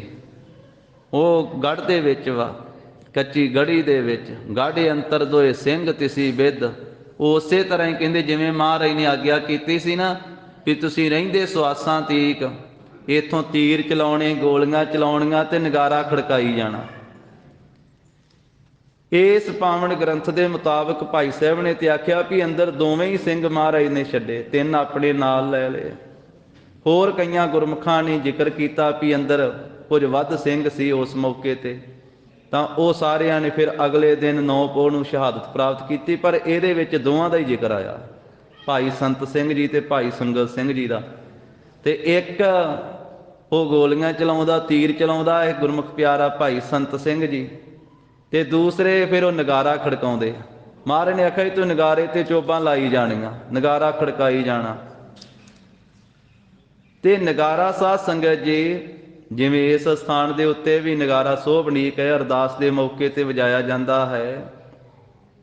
ਇਹ ਨਗਾਰਾ ਵੀ ਸਾਧ ਸੰਗਤ ਜੀ ਰਾਜ ਭਾਗ ਦੀ ਨਿਸ਼ਾਨੀ ਹੈ, ਰਾਜ ਭਾਗ ਦੀ। ਆਪਾਂ ਦੋਹਰਾ ਪੜ੍ਹਦੇ ਆ ਨਾ, ਅਰਦਾਸ ਤੋਂ ਉਪਰੰਤ ਸਾਰੇ ਗੁਰੂ ਘਰਾਂ ਵਿੱਚ ਪੜ੍ਹਿਆ ਜਾਂਦਾ ਹੈ। ਆਗਿਆ ਭਈ ਅਕਾਲ ਕੀ ਤਬੈ ਚਲਾਇਓ ਪੰਥ, ਸਭ ਸਿੱਖਨ ਕੋ ਹੁਕਮ ਹੈ ਗੁਰੂ ਮਾਨਿਓ ਗ੍ਰੰਥ। ਗੁਰੂ ਗ੍ਰੰਥ ਜੀ ਮਾਨਿਓ ਪ੍ਰਗਟ ਗੁਰਾਂ ਕੀ ਦੇ, ਜੋ ਪ੍ਰਭ ਕੋ ਮਿਲ ਬੋ ਚਾਹੈ ਖੋਜ ਸ਼ਬਦ ਮੈਂ ਲੇ। ਰਾਜ ਕਰੇਗਾ ਖਾਲਸਾ ਆਕੀ ਰਹਿ ਨਾ ਕੋਏ, ਖੁਆਰ ਹੋਏ ਸਭ ਮਿਲੈਂਗੇ ਬਚੈ ਸ਼ਰਨ ਜੋ ਹੋਏ। ਇਹ ਸਾਰੇ ਅਸਥਾਨਾਂ ਤੇ ਪੜਿਆ ਜਾਂਦਾ ਦੋਹਰਾ। ਇਸ ਅਸਥਾਨ ਤੇ ਵੀ ਸਵੇਰੇ ਸ਼ਾਮ ਅਰਦਾਸ ਤੋਂ ਉਪਰੰਤ ਪੜਿਆ ਜਾਂਦਾ ਇਹ ਦੋਹਰਾ, ਕਲਗੀਆਂ ਵਾਲੇ ਪਾਤਸ਼ਾਹ ਦੇ ਬਚਨ। ਤਾਂ ਇਹਦੇ 'ਚ ਬਚਨ ਆਇਆ, ਰਾਜ ਕਰੇਗਾ ਖਾਲਸਾ। ਉਂਝ ਜਿਹੜਾ ਇਹ ਬਚਨ ਹੈ ਨਾ, ਰਾਜ ਕਰੇਗਾ ਖਾਲਸਾ ਕੀ ਰਹੇ ਨਾ ਕੋਏ, ਇਹ ਗੁਰੂ ਗੋਬਿੰਦ ਸਿੰਘ ਮਹਾਰਾਜ ਦਾ ਉਚਾਰਿਆ ਹੋਇਆ ਨਹੀਂ ਹੈ, ਬਹੁਤੀ ਸੰਗਤ ਨੂੰ ਨਹੀਂ ਪਤਾ ਹੋਵੇਗਾ। ਇਹ ਸ੍ਰੀ ਗੁਰੂ ਨਾਨਕ ਸਾਹਿਬ ਜੀ ਦਾ ਉਚਾਰਿਆ ਹੋਇਆ ਬਚਨ ਹੈ। ਜਿਹੜੇ ਪਹਿਲੇ ਬਚਨ ਆ ਨਾ, ਆਗਿਆ ਭਈ ਅਕਾਲ ਕੀ ਤਵੇ ਚਲਾਇਓ ਪੰਥ, ਇਹ ਗੁਰੂ ਗੋਬਿੰਦ ਸਿੰਘ ਮਹਾਰਾਜ ਦੇ ਆ। ਪਰ ਜਿਹੜੀਆਂ ਇੰਨੀਆਂ ਪੰਕਤੀਆਂ ਨਾ, ਰਾਜ ਕਰੇਗਾ ਖਾਲਸਾ ਆਕੀ ਰਹੇ ਨਾ ਕੋਏ, ਖੁਆਰ ਹੋਏ ਸਭ ਮਿਲਣਗੇ ਬਚੈ ਸ਼ਰਨ ਜੋ ਹੋਏ, ਇਹ ਕਰਨੀ ਨਾਮੇ 'ਚ ਬਚਨ ਆਉਂਦੇ ਆ। ਤੇ ਸ੍ਰੀ ਗੁਰੂ ਨਾਨਕ ਦੇਵ ਸਾਹਿਬ ਮਹਾਰਾਜ ਨੇ ਜਦੋਂ ਮੱਕੇ ਦੇ ਵਿੱਚ ਗੋਸ਼ਟੀ ਹੋਈ ਸੀ ਨਾ, ਕਾਜ਼ੀਆਂ ਦੇ ਨਾਲ, ਮੌਲਵੀਆਂ ਦੇ ਨਾਲ, ਤੇ ਉਸ ਮੌਕੇ ਤੇ ਕਾਜ਼ੀ ਰੁਕਨਦੀਨ ਨੇ ਮਹਾਰਾਜ ਨਾਲ ਸਵਾਲ ਜਵਾਬ ਕੀਤੇ ਸੀ। ਉਦੋਂ ਗੁਰੂ ਸਾਹਿਬ ਜੀ ਨੇ ਆਖਿਆ ਸੀ, ਰਾਜ ਕਰੇਗਾ ਖਾਲਸਾ ਆਕੀ ਰਹੇ ਨਾ ਕੋਈ। ਇਹ ਸਤਿਗੁਰੂ ਨਾਨਕ ਦੇਵ ਸਾਹਿਬ ਜੀ ਦਾ ਬਚਨ ਹੈ। ਪਹਿਲੇ ਬਚਨ ਕਲਗੀਧਰ ਪਾਤਸ਼ਾਹ ਜੀ ਦੇ ਹਨ। ਇਹ ਮੇਲ ਕੇ ਗੁਰੂ ਕਾ ਖਾਲਸਾ ਅਰਦਾਸ ਤੋਂ ਉਪਰੰਤ ਪੜ੍ਹਦਾ ਹੈ। ਇੱਕੋ ਹੀ ਜੋਤ, ਇੱਕੋ ਹੀ ਰੂਪ ਹਨ ਮਹਾਰਾਜ ਸਾਹਿਬ ਜੀ। ਜੋਤ ਓਹਾ ਜੁਗਤ ਸਾਏ ਸਹਿਕਾਇਆ ਫੇਰ ਪਲਟੀਏ। ਤੇ ਜਿਹੜਾ ਨਗਾਰਾ ਹੈ, ਇਹ ਵੀ ਰਾਜ ਭਾਗ ਦਾ ਇੱਕ ਚਿੰਨ੍ਹ ਹੈ, ਨਿਸ਼ਾਨ ਵੀ ਰਾਜ ਭਾਗ ਦੀ ਨਿਸ਼ਾਨੀ ਹੈ। ਇਸ ਕਰਕੇ ਗੁਰੂ ਸਾਹਿਬ ਨੇ ਆਪਣੇ ਖਾਲਸੇ ਨੂੰ ਨਿਸ਼ਾਨ ਵੀ ਦਿੱਤਾ ਤੇ ਨਗਾਰਾ ਵੀ ਦਿੱਤਾ, ਨਿਸ਼ਾਨ ਤੇ ਨਗਾਰਾ। ਔਰ ਇੱਕ ਦੇਸ਼ ਦਾ ਜਿਹੜਾ ਨਿਸ਼ਾਨ ਹੈ, ਜਿਹੜਾ ਝੰਡਾ ਹੈ, ਉਹ ਦੂਜੇ ਦੇਸ਼ ਵਿੱਚ ਨਹੀਂ ਝੁੱਲਦਾ। ਜੇ ਕਿਤੇ ਬਾਰਡਰ ਤੇ ਕੋਈ ਝੁੱਲਦਾ ਵੀ ਹੈ ਤੇ ਸਵੇਰੇ ਝੁਲਾਉਣਗੇ, ਸ਼ਾਮ ਨੂੰ ਲਾਹ ਲੈਂਦੇ ਆ। ਤੇ ਉਹ ਕਈਆਂ ਗੁਰਮੁਖਾਂ ਨਾਲ, ਉਹਨਾਂ ਗੁਰਮੁਖਾਂ ਵਿਚਾਰ ਕੀਤੀ ਵੀ ਇਹ ਸ਼ਾਮ ਨੂੰ ਕਿਉਂ ਲਾਇਆ ਜਾਂਦਾ ਵਾ, ਸਵੇਰੇ ਝੁਲਾਇਆ ਜਾਂਦਾ। ਕਹਿੰਦੇ ਵੀ ਤਾਂ ਲਾਹ ਲੈਂਦੇ ਆ ਵੀ ਕੱਲ ਨੂੰ ਕੀ ਪਤਾ ਸਾਡਾ ਰਾਜ ਹੋਣਾ ਕਿ ਨਹੀਂ ਹੋਣਾ, ਵੀ ਕੱਲ ਨੂੰ ਹੋਰ ਕਿਸੇ ਦਿਨ ਨਾ ਹੋ ਜਾਵੇ, ਅੱਜ ਤੇ ਸਾਡਾ ਹੈ। ਪਰ ਜਿਹੜਾ ਨਿਸ਼ਾਨ ਸ੍ਰੀ ਗੁਰੂ ਨਾਨਕ ਸਾਹਿਬ ਜੀ ਦਾ ਹੈ, ਸ੍ਰੀ ਗੁਰੂ ਗੋਬਿੰਦ ਸਿੰਘ ਜੀ ਦਾ ਹੈ, ਇਹ ਸ਼ਾਮ ਨੂੰ ਲਾਇਆ ਨਹੀਂ ਜਾਂਦਾ। ਇਹ ਦਿਨੇ ਵੀ ਝੁੱਲਦਾ ਤੇ ਰਾਤ ਵੀ ਝੁੱਲਦਾ। ਕਲਗੀਆਂ ਵਾਲੇ ਪਾਤਸ਼ਾਹ ਦਾ ਰਾਜ ਸਦਾ ਹੀ ਸਲਾਮਤ ਹੈ। ਗੁਰੂ ਨਾਨਕ ਸਾਹਿਬ ਜੀ ਦਾ ਰਾਜ ਸਦਾ ਹੀ ਸਲਾਮਤ ਹੈ। ਫਿਰ ਇੱਕ ਦੇਸ਼ ਵਿੱਚ ਨਹੀਂ, ਇੱਕ ਦੇਸ਼ ਦਾ ਝੰਡਾ ਦੂਜੇ 'ਚ ਨਹੀਂ ਝੁੱਲਦਾ। ਸਤਿਗੁਰੂ ਨਾਨਕ ਸਾਹਿਬ ਜੀ ਦੇ ਨਿਸ਼ਾਨ ਸਾਹਿਬ ਤਾਂ ਸਾਰਿਆਂ ਦੇਸ਼ਾਂ 'ਚ ਝੁੱਲ ਰਹੇ ਆ। ਕੇਸਰੀ ਔਰ ਨੀਲੇ ਨਿਸ਼ਾਨ, ਕੇਸਰੀ ਨਿਸ਼ਾਨ, ਇਹ ਸਾਰਿਆਂ ਦੇਸ਼ਾਂ ਵਿੱਚ, ਬਾਹਰਲੇ ਮੁਲਕਾਂ ਤੱਕ, ਸਾਰੀ ਧਰਤੀ ਤੇ ਤਾਂ ਕਰੋੜਾਂ ਖੰਡਾਂ ਬ੍ਰਹਿਮੰਡਾਂ ਦੇ ਉੱਤੇ, ਕਿਉਂਕਿ ਮਹਾਰਾਜ ਕੋਟ ਬ੍ਰਹਿਮੰਡ ਕੋ ਠਾਕੁਰ ਸੁਆਮੀ ਆ ਨਾ, ਇਸ ਕਰਕੇ ਕਰੋੜਾਂ ਖੰਡਾਂ ਬ੍ਰਹਿਮੰਡਾਂ 'ਚ ਗੁਰੂ ਕੇ ਨਿਸ਼ਾਨ ਝੁੱਲਦੇ ਆ।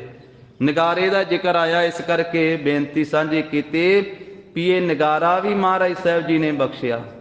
ਔਰੰਗਜ਼ੇਬ ਕਹਿੰਦਾ ਸੀ ਕੋਈ ਢੋਲਕੀ ਨਹੀਂ ਵਜਾ ਸਕਦਾ, ਕੋਈ ਘੋੜੇ ਤੇ ਸਵਾਰ ਨਹੀਂ ਹੋ ਸਕਦਾ, ਸੋ ਕੋਈ ਨਿਸ਼ਾਨ ਨਹੀਂ ਚਲਾ ਸਕਦਾ, ਕੋਈ ਸ਼ਸਤਰ ਨਹੀਂ ਰੱਖ ਸਕਦਾ, ਕੋਈ ਸਾਜ਼ ਨਹੀਂ ਵਜਾ ਸਕਦਾ। ਤੇ ਮਹਾਰਾਜ ਸਾਹਿਬ ਜੀ ਦੇ ਘਰੇ ਜਿੱਥੇ ਰਬਾਬ ਵੱਜੀ ਹੈ, ਉੱਥੇ ਨਗਾਰਾ ਵੀ ਵੱਜਿਆ। ਸਾਧ ਸੰਗਤ ਜੀ, ਰਬਾਬ ਸਤਿਗੁਰੂ ਨਾਨਕ ਸਾਹਿਬ ਜੀ ਨੇ ਇਸ ਧਰਤੀ ਤੋਂ ਆਰੰਭ ਕੀਤੀ, ਸੁਲਤਾਨਪੁਰ ਲੋਧੀ ਦੀ ਧਰਤੀ ਤੋਂ। ਭਾਈ ਮਰਦਾਨਾ ਜੀ ਨੂੰ ਦੇਖ ਕੇ, ਜਦੋਂ ਭਾਈ ਬਾਲਾ ਜੀ ਤੇ ਭਾਈ ਮਰਦਾਨਾ ਜੀ ਨੂੰ ਨਾਲ ਲੈ ਕੇ ਉਦਾਸੀਆਂ ਆਰੰਭ ਕੀਤੀਆਂ, ਕਿ ਉਸ ਮੌਕੇ ਤੇ ਰਬਾਬ ਇੱਥੋਂ ਮਹਾਰਾਜ ਨੇ ਆਰੰਭ ਕੀਤੀ। ਤੇ ਨਗਾਰਾ ਸਤਿਗੁਰੂ ਜੀ ਨੇ ਆਨੰਦਪੁਰ ਸਾਹਿਬ ਦੀ ਧਰਤੀ ਤੇ ਰਣਜੀਤ ਨਗਾਰਾ ਮੜਿਆ, ਨਿਸ਼ਾਨ ਚਲਾਏ, ਸਿੱਖਾਂ ਨੂੰ ਘੋੜ ਸਵਾਰ ਤੇ ਸ਼ਸਤਰਧਾਰੀ ਬਣਾਇਆ। ਤਾਂ ਗੜੀ ਦੇ ਵਿੱਚ ਦੋਵੇਂ ਹੀ ਸਿੰਘ ਆ, ਤੇ ਉਹ ਮਹਾਰਾਜ ਦੀ ਆਗਿਆ ਸੀ ਵੀ ਰਹਿੰਦੇ ਸਵਾਸਾਂ ਤੇ ਤੁਸੀਂ ਜੂਝਣਾ ਹੈ, ਧੀਰਜ ਰੱਖਣੀ ਹੈ, ਹੌਸਲਾ ਨਹੀਂ ਛੱਡਣਾ, ਨਗਾਰੇ ਤੇ ਚੋਬਾਂ ਲਾਉਂਦੇ ਰਹਿਣਾ। ਇਸ ਕਰਕੇ ਭਾਈ ਸੰਗਤ ਸਿੰਘ ਜੀ ਉਹ ਨਗਾਰਾ ਖੜਕਾਈ ਗਏ। ਭਾਈ ਸੰਤ ਸਿੰਘ ਜੀ ਉਹ ਸਾਧ ਸੰਗਤ ਜੀ ਤੀਰਾਂ ਦੀ ਵਰਖਾ ਤੇ ਗੋਲੀਆਂ ਚਲਾਈ ਗਏ। ਦੋਨਾਂ ਸਿੰਘਾਂ ਨੇ ਤੁਰਕਾਂ ਦੇ ਨਾਲ ਜੂਝ ਕੇ ਉਸ ਵੇਲੇ ਮੁਕਾਬਲਾ ਕੀਤਾ। ਗਾੜੇ ਅੰਤਰ ਦੋਏ ਸਿੰਘ ਤਿਸੀ ਬਿਦ ਤਜੈ ਤੁਫੰਗ ਸ਼ੀਘਰਤਾ ਧਾਰ।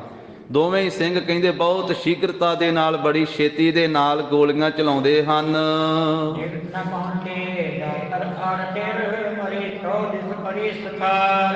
ਤੇ ਅੰਦਰੋਂ ਗੋਲੀਆਂ ਆ ਰਹੀਆਂ ਗੜੀ ਦੇ ਵਿੱਚੋਂ। ਡਰ ਧਾਰਨ ਕਰਕੇ ਤੁਰਕਾਂ ਦੀ ਫੌਜ ਗੜੀ ਦੇ ਨੇੜੇ ਨਹੀਂ ਪਹੁੰਚੀ ਹੈ, ਪਿਛਾਂ ਹੀ ਖਲੋਤੇ ਹੋਏ ਆ। ਤੇ ਚਾਰ ਛਫੇਰੇ ਕਹਿੰਦੇ ਵੀ ਬਹੁਤੇ ਮਾਰੇ ਹੋਏ ਆ, 70 ਵਿਸ਼ੇ ਹਨ।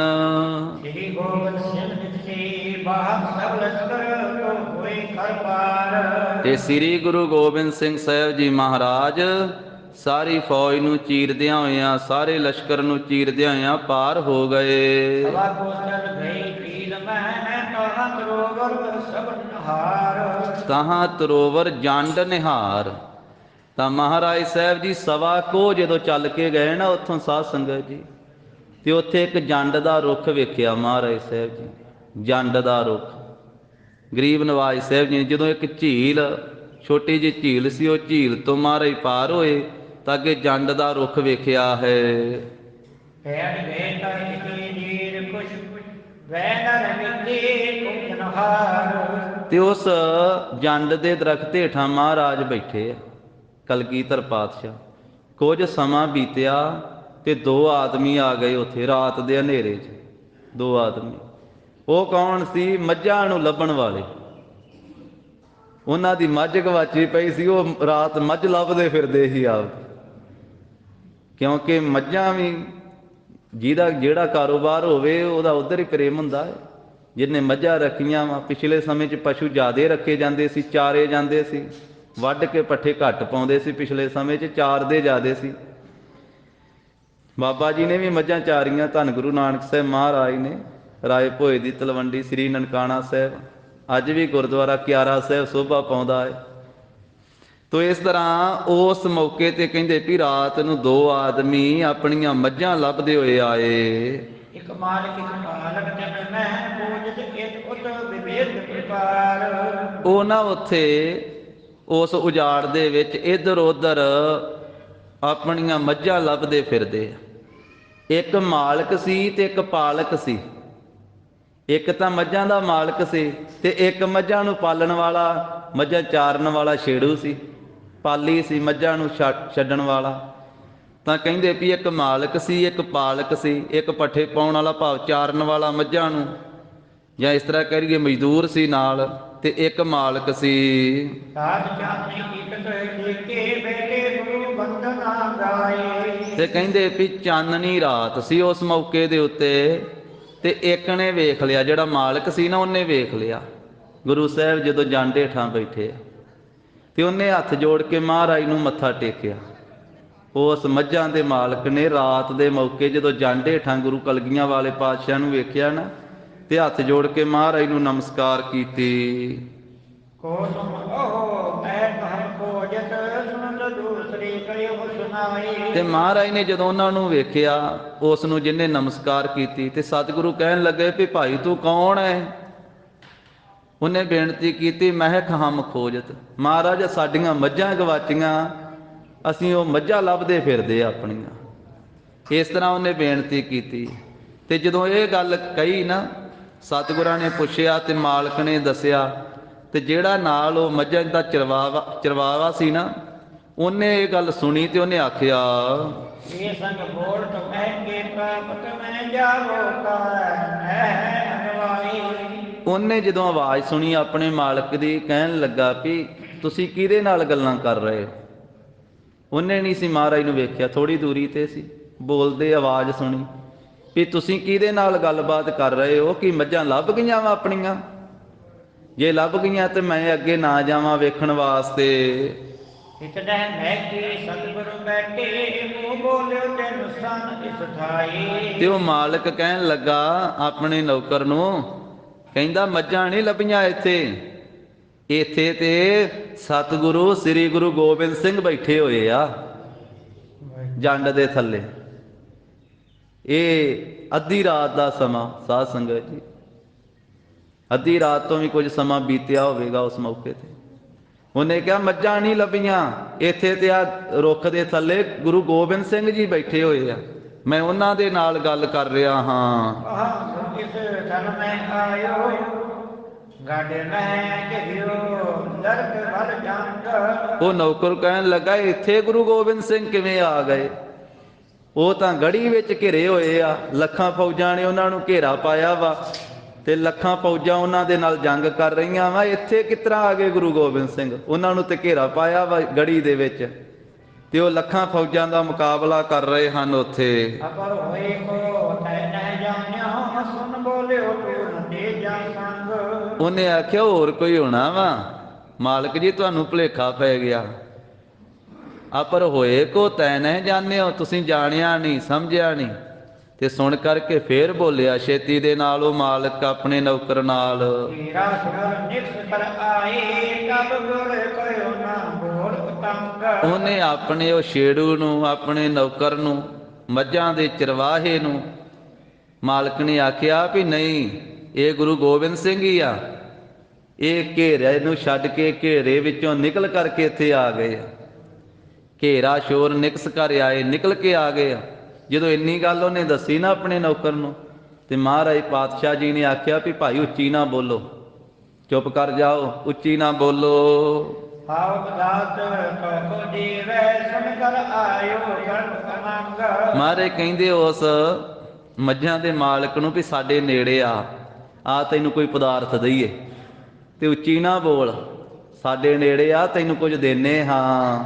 ਖੰਜਰ ਜਰਿਓ ਜਵਾਹਰ ਸੰਗੇ ਦਇਓ ਲਇਓ ਔਰ ਹਰ ਉਪਾਏ। ਇੱਕ ਬੜਾ ਕੀਮਤੀ ਖੰਜਰ ਮਹਾਰਾਜ ਸਾਹਿਬ ਜੀ ਨੇ ਆਪਣੇ ਕਮਰ ਕੱਸੇ ਵਿੱਚੋਂ ਕੱਢਿਆ, ਤੇ ਜਿਹਦੇ ਨਾਲ ਸਾਧ ਸੰਗਤ ਜੀ ਹੀਰੇ ਜੜੇ ਹੋਏ ਸੀ, ਜਵਾਹਰ ਆਦਿਕ ਜੜੇ ਹੋਏ ਸੀ। ਬੜੇ ਕੀਮਤੀ ਤੋਂ ਕੀਮਤੀ ਸ਼ਸਤਰ ਮਹਾਰਾਜ ਰੱਖਿਆ ਕਰਦੇ ਸੀ, ਜਿਨ੍ਹਾਂ ਦੀ ਕੀਮਤ ਅੱਜ ਲੱਖਾਂ ਰੁਪਈਏ ਆ, ਕਰੋੜਾਂ ਰੁਪਈਏ ਆ ਅੱਜ ਦੇ ਸਮੇਂ 'ਚ।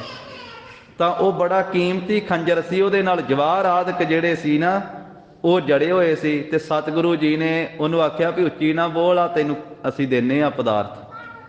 ਤੇ ਉਹ ਸ਼ਸਤਰ ਦਿੱਤਾ ਮਹਾਰਾਜ ਸਾਹਿਬ ਜੀ ਨੇ, ਤੇ ਉਹ ਮੱਝਾਂ ਦੇ ਮਾਲਕ ਨੇ ਉਹ ਖੰਜਰ ਗੁਰੂ ਸਾਹਿਬ ਜੀ ਤੋਂ ਪ੍ਰਾਪਤ ਕੀਤਾ ਤੇ ਲੈ ਕੇ ਬਹੁਤ ਖੁਸ਼ ਹੋਇਆ।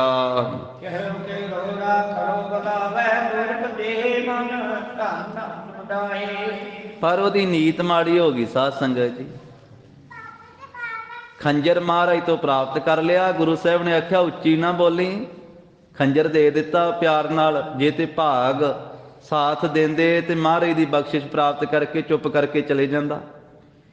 ਪਰ ਉਹ ਖੰਜਰ ਵੀ ਉਹਨੇ ਲੈ ਲਿਆ, ਤੇ ਥੋੜਾ ਜਿਹਾ ਪਿਛਾਂਹ ਹਟ ਕੇ ਨਾ, ਤੇ ਉਹਦੇ ਮਨ ਦੇ ਵਿੱਚ ਖਿਆਲ ਆਇਆ ਵੀ ਮੈਂ ਰੌਲਾ ਪਾ ਕੇ ਦੱਸਾਂ ਵੀ ਗੁਰੂ ਗੋਬਿੰਦ ਸਿੰਘ ਇੱਥੇ ਆ, ਰੌਲਾ ਪਾਵਾਂ।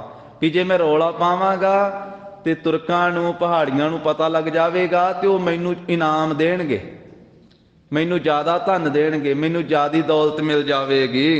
ਗਿਆਨ ਗੁਰੂ ਕੇ ਕੱਟੀ ਬੋਲੇ ਔਰ ਧਰਮ ਕੁਛ ਦੇ ਸਮਝਾਏ। ਮਹਾਰਾਜ ਉਹਦੇ ਹਿਰਦੇ ਦੀ ਜਾਣੇ, ਗਰੀਬ ਨਵਾਜ ਨੇ, ਵੀ ਇਹਦੀ ਨੀਤ ਬਦਲ ਗਈ ਹੈ, ਖੰਜਰ ਵੀ ਲੈ ਗਿਆ ਤੇ ਹੁਣ ਇਹ ਰੌਲਾ ਪਾਉਣਾ ਚਾਹੁੰਦਾ। ਮਹਾਰਾਜ ਕਹਿੰਦੇ ਭਾਈ ਉਰੇ ਆ, ਤੈਨੂੰ ਹੋਰ ਵੀ ਧਨ ਦਈਏ, ਸਾਡੇ ਨੇੜੇ ਆ, ਪਾਸ ਆ। ਹਾਂਜੀ, ਕਰ ਲਾਜ ਕੋਠਿਕ ਸਦ ਜਦ ਪਹੁੰਚਿਓ ਕਯੋ ਤੋ ਖੰਜਰ ਜਿਤਾਈ। ਉਹਦੇ ਮਨ 'ਚ ਲਾਲਚ ਪੈਦਾ ਹੋਇਆ ਵੀ ਮਹਾਰਾਜ ਹੋਰ ਕੁਝ ਦੇਣਗੇ। ਫਿਰ ਜਦੋਂ ਨੇੜੇ ਆਇਆ ਗੁਰੂ ਸਾਹਿਬ ਜੀ ਦੇ ਲਾਲਚ ਧਾਰਨ ਕਰਕੇ ਨੇੜੇ ਆਇਆ ਨਾ, ਸਤਿਗੁਰੂ ਕਹਿੰਦੇ ਇੱਥੇ ਰੱਖ ਦੇ ਖੰਜਰ ਸਾਡਾ, ਇੱਥੇ ਰੱਖ ਦੇ। ਤੇ ਮਹਾਰਾਜ ਨੇ ਉੱਥੇ ਰਖਾ ਲਿਆ, ਕਹਿੰਦੇ ਇੱਥੇ ਧਰ ਦੇ ਖੰਜਰ ਹੁਣ। ਹਾਂਜੀ, ਧਨ ਲਗਿਓ ਜਬ ਉਲਟ ਚਪੇਟੈ ਮਾਰੀ ਗੁਰੂ ਚੁੱਕਿਓ ਇਹ ਜਾਨ। ਜਦੋਂ ਝੁੱਕ ਕੇ ਥੱਲੇ ਉਹਨੇ ਖੰਜਰ ਰੱਖਿਆ ਨਾ, ਜਦੋਂ ਥੱਲੇ ਰੱਖਣ ਲੱਗਾ ਖੰਜਰ, ਤੇ ਮਹਾਰਾਜ ਨੇ ਮੂੰਹ ਤੇ ਚਪੇੜ ਮਾਰੀ ਜ਼ੋਰ ਦੇ ਨਾਲ ਰੱਖ ਕੇ।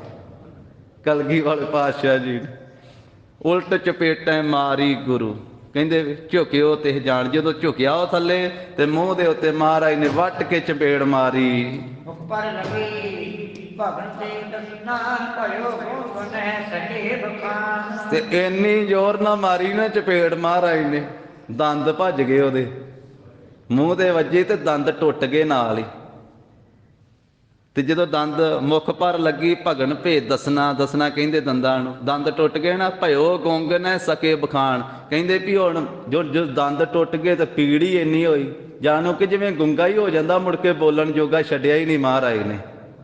ਹਾਂਜੀ, ਸਾਚੀ ਜੁਦੀ ਬਲਾਵਤ ਬਹੁ ਵਿਦ ਕਹਾ ਪਇਓ ਰਹਿ ਗਈ ਜ਼ੁਬਾਨ। ਤੇ ਜਿਹੜਾ ਦੂਸਰਾ ਨਾਲ ਦਾ ਸਾਥੀ ਸੀ ਨਾ, ਉਹ ਆਵਾਜ਼ਾਂ ਮਾਰਦਾ, ਕਹਿੰਦਾ ਵੀ ਬੋਲਦੇ ਕਿਉਂ ਨਹੀਂ ਤੁਸੀਂ, ਤੁਹਾਡੀ ਜ਼ੁਬਾਨ ਨੂੰ ਕੀ ਹੋ ਗਿਆ, ਹੁਣ ਆਵਾਜ਼ ਕਿਉਂ ਨਹੀਂ ਕੱਢਦੇ। ਉਹ ਆਵਾਜ਼ਾਂ ਮਾਰਦਾ, ਹੁਣ ਬੋਲਣ ਜੋਗਾ ਛੱਡਿਆ ਹੀ ਨਹੀਂ। ਕਿਉਂਕਿ ਜਦੋਂ ਨੀਤ ਬਦਲ ਜਾਵੇ ਤੇ ਫਿਰ ਚਪੇੜਾ ਹੀ ਮੂੰਹ ਤੇ ਵੱਜਦੀਆਂ। ਜੇ ਭਾਵਨਾ ਚੰਗੀ ਹੋਵੇ ਤੇ ਬਖਸ਼ਿਸ਼ ਮਿਲਦੀ ਆ, ਤੇ ਜੇ ਭਾਵਨਾ ਮਾੜੀ ਹੋ ਜਾਵੇ, ਨੀਤ ਬਦਲ ਜਾਵੇ, ਤੇ ਫਿਰ ਮੂੰਹ ਤੇ ਚਪੇੜਾਂ ਵੱਜਦੀਆਂ। ਮਹਾਰਾਜ ਨੇ ਚਪੇੜ ਮਾਰੀ ਉਹਦੇ ਮੂੰਹ ਤੇ, ਕਿਉਂਕਿ ਉਹ ਰੌਲਾ ਪਾਉਣਾ ਚਾਹੁੰਦਾ ਸੀ, ਨਾਲੇ ਗੁਰੂ ਸਾਹਿਬ ਤੋਂ ਖੰਜਰ ਲੈ ਗਿਆ, ਨਾਲੇ ਰੌਲਾ ਪਾਉਣਾ ਚਾਹੁੰਦਾ ਸੀ। ਤੋ ਇਸ ਕਰਕੇ ਹੁਣ ਉਹ ਨਾਲ ਦਾ ਆਵਾਜ਼ਾਂ ਮਾਰਦਾ, ਕਹਿੰਦਾ ਵੀ ਤੁਸੀਂ ਬੋਲਦੇ ਕਿਉਂ ਨਹੀਂ, ਤੁਹਾਡੀ ਜ਼ੁਬਾਨ ਨੂੰ ਕੀ ਹੋ ਗਿਆ ਹੈ। ਆਏ ਪਸਤਰ ਬਜੇ ਜੋ ਬੂਝੇ ਨਹਿ ਕਛ ਕਹਿਓ ਜਾਤ ਮਤ ਹਾਨ। ਕਹਿੰਦੇ ਵੀ ਫਿਰ ਇਕੱਠੇ ਹੋ ਕੇ ਨਾ ਦੌੜ ਗਏ, ਧਾਏ ਪਰਸਪਰ ਮਿਲੇ ਸੋ ਬੂਝੇ।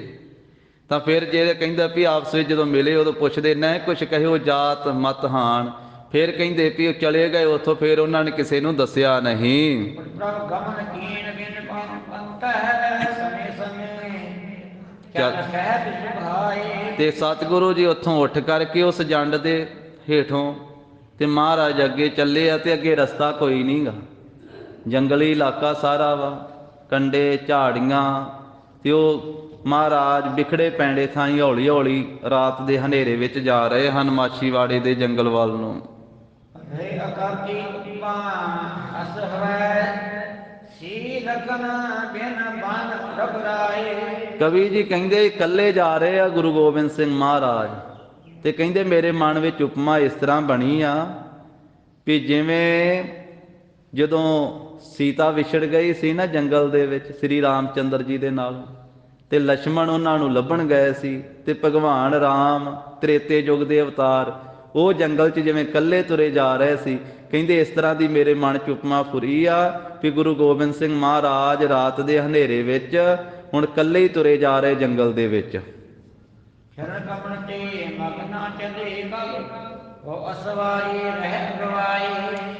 ਜਿਹੜੇ ਕਲਗੀਧਰ ਪਾਤਸ਼ਾਹ ਕਦੀ ਪੈਦਲ ਨਹੀਂ ਸੀ ਕਿਤੇ ਗਏ ਤੁਰ ਕੇ, ਜਿਨ੍ਹਾਂ ਦੇ ਸਾਹਮਣੇ ਅਨੇਕਾਂ ਸਵਾਰੀਆਂ ਖਲੋਤੀਆਂ ਰਹਿੰਦੀਆਂ ਸੀ, ਭਾਵੇਂ ਘੋੜੇ ਤੇ ਸਵਾਰ ਹੋਣ, ਭਾਵੇਂ ਹਾਥੀ ਤੇ ਸਵਾਰ ਹੋ ਜਾਣ, ਭਾਵੇਂ ਰੱਥ ਤੇ ਸਵਾਰ ਹੋ ਜਾਣ। ਅਨੇਕਾਂ ਘੋੜੇ ਅੱਗੇ ਰਹਿੰਦੇ ਸੀ, ਹਾਥੀ ਅੱਗੇ ਰਹਿੰਦੇ ਸੀ ਮਹਾਰਾਜ ਸਾਹਿਬ ਦੀ ਸਵਾਰੀ ਵਾਸਤੇ। ਉਹ ਗੁਰੂ ਗੋਬਿੰਦ ਸਿੰਘ ਸਤਿਗੁਰੂ ਜੀ ਅੱਜ ਪੈਦਲ ਜਾ ਰਹੇ ਆ ਤੇ ਜੰਗਲ ਦੇ ਰਸਤੇ ਜਾ ਰਹੇ, ਰਸਤਾ ਵੀ ਕੋਈ ਨਹੀਂ, ਕੰਡਿਆਂ ਦੇ ਥਾਣੀ ਝਾੜੀਆਂ ਦੀ ਥਾਣੀ ਜਾ ਰਹੇ ਹਨ।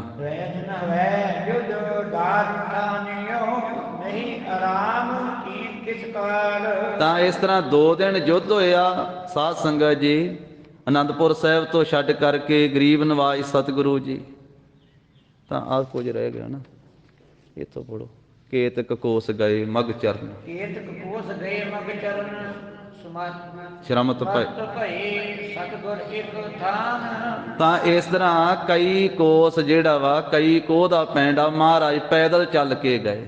ਤੇ ਚੱਲਦਿਆਂ ਹੋਇਆਂ ਸਤਿਗੁਰੂ ਸੱਚੇ ਪਾਤਸ਼ਾਹ ਜੀ ਫਿਰ ਇੱਕ ਥਾਂ ਤੇ ਪਹੁੰਚ ਗਏ। ਮਾਛੀ ਵਾਰੇ ਮਰੇ ਕੇਤਕ ਠਲ ਅਬੀ ਝਾਰ ਨਿਸ਼ਾਨੀ ਜਾਨ। ਤਾਂ ਮਹਾਰਾਜ ਕੁਝ ਕੋਹਾਂ ਦੀ ਵਾਟ ਜਿਹੜੀ ਉਹ ਤੁਰ ਕੇ ਜਦੋਂ ਅੱਗੇ ਗਏ ਤੇ ਮਾਛੀਵਾੜਾ ਆਇਆ, ਮਾਛੀਵਾੜੇ ਦਾ ਜੰਗਲ। ਤਾਂ ਉੱਥੇ ਮਹਾਰਾਜ ਸਾਹਿਬ ਜੀ ਇੱਕ ਝਾੜ ਦੇ ਹੇਠਾਂ ਬੈਠੇ ਆ। ਤਾਂ ਕਹਿੰਦੇ ਅੱਜ ਵੀ ਉਸੇ ਜਿਹੜੀ ਆ ਉਹ ਨਿਸ਼ਾਨੀ ਹੈ ਉਹ ਝਾੜ ਸਾਹਿਬ ਦੀ। ਬੈਠੇ ਤਾਂ ਮਨ ਝਾੜਿਓ ਸਿਕਤਾ ਰਜ ਤੇ ਭਰਿਓ ਗੁਲਾਨ। ਉੱਥੇ ਸਤਿਗੁਰੂ ਜੀ ਉਹ ਦਰਖਤ ਦੇ ਹੇਠਾਂ ਝਾੜ ਦੇ ਹੇਠਾਂ ਬੈਠ ਕਰਕੇ ਸਤਿਗੁਰੂ ਜੀ ਨੇ ਆਪਣਾ ਜੋੜਾ ਵੀ ਝਾੜਿਆ ਸੀ, ਕਿਉਂਕਿ ਜੋੜੇ ਦੇ ਵਿੱਚ ਰੇਤ ਭਰ ਗਈ ਸੀ, ਮਿੱਟੀ ਘੱਟਾ ਭਰ ਗਿਆ ਸੀ ਤੇ ਜੋੜਾ ਮੈਲਾ ਵੀ ਹੋ ਗਿਆ ਸੀ ਤੇ ਵਿੱਚੋਂ ਰੇਤਾਂ ਨਾਲ ਵੀ ਭਰ ਗਿਆ ਸੀ। ਇਸ ਕਰਕੇ ਬੈਠ ਕੇ ਸਤਿਗੁਰੂ ਜੀ ਨੇ ਆਪਣਾ ਜੋੜਾ ਝਾੜਿਆ। ਇੱਕ ਤੇ ਉਹ ਝਾੜ ਕਰਕੇ ਕਹਿੰਦੇ ਉਹਦਾ ਨਾਮ ਝਾੜ ਸਾਹਿਬ ਆ।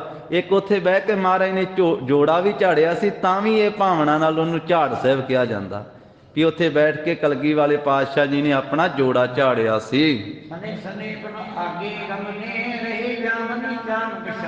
ਹਾਂ ਕਹਿੰਦੇ ਇਸ ਤਰ੍ਹਾਂ ਹੌਲੀ ਹੌਲੀ ਮਹਾਰਾਜ ਸਾਹਿਬ ਜੀ ਅੱਗੇ ਚੱਲੇ ਆ ਤੇ ਇੱਕ ਪਹਿਰ ਰਾਤ ਜਿਹੜੀ ਉਹ ਰਹਿ ਗਈ ਆ। ਭਾਵ 3 ਵਜੇ ਦਾ 2:30 ਵਜੇ ਦਾ ਸਮਾਂ ਹੋ ਗਿਆ, 2:30-3 ਵਜੇ ਦਾ ਸਮਾਂ।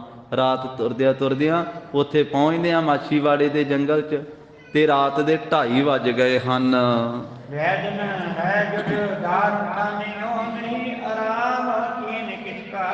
ਜਿਉਂ ਆਨੰਦਪੁਰ ਸਾਹਿਬ ਕਿਲਾ ਛੱਡ ਕੇ ਚੱਲੇ ਆ, ਆਰਾਮ ਤਾਂ ਕਿਤੇ ਕੀਤਾ ਹੀ ਨਹੀਂ ਮਹਾਰਾਜ ਸਾਹਿਬ ਨੇ, ਨਾ ਕੁਝ ਛਕਿਆ ਨਾ ਕੋਈ ਆਰਾਮ ਕੀਤਾ। ਕਹਿੰਦੇ 2 ਦਿਨ ਹੋ ਗਏ ਆ ਯੁੱਧ ਕਰਦਿਆਂ ਹੋਇਆਂ।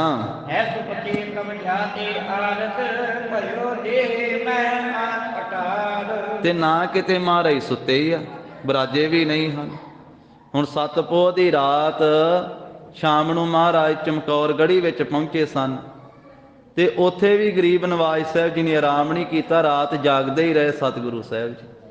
ਕਈਆਂ ਗੁਰਮੁਖਾਂ ਨੇ ਇਹ ਲਿਖਿਆ ਹੈ ਕਿ 7 ਪੋਹ ਦੀ ਰਾਤ ਜਿਹੜੀ ਹੈ ਨਾ ਚਮਕੌਰ ਗੜ੍ਹੀ ਦੇ ਵਿੱਚ ਮਹਾਰਾਜ ਨੇ ਸਿੰਘਾਂ ਨੂੰ ਕਹਿ ਦਿੱਤਾ ਸੀ ਵੀ ਸਿੰਘੋ ਤੁਸੀਂ ਆਰਾਮ ਕਰ ਲਓ ਝੱਟ ਤੇ ਮੈਂ ਪਹਿਰਾ ਦੇਣਾ।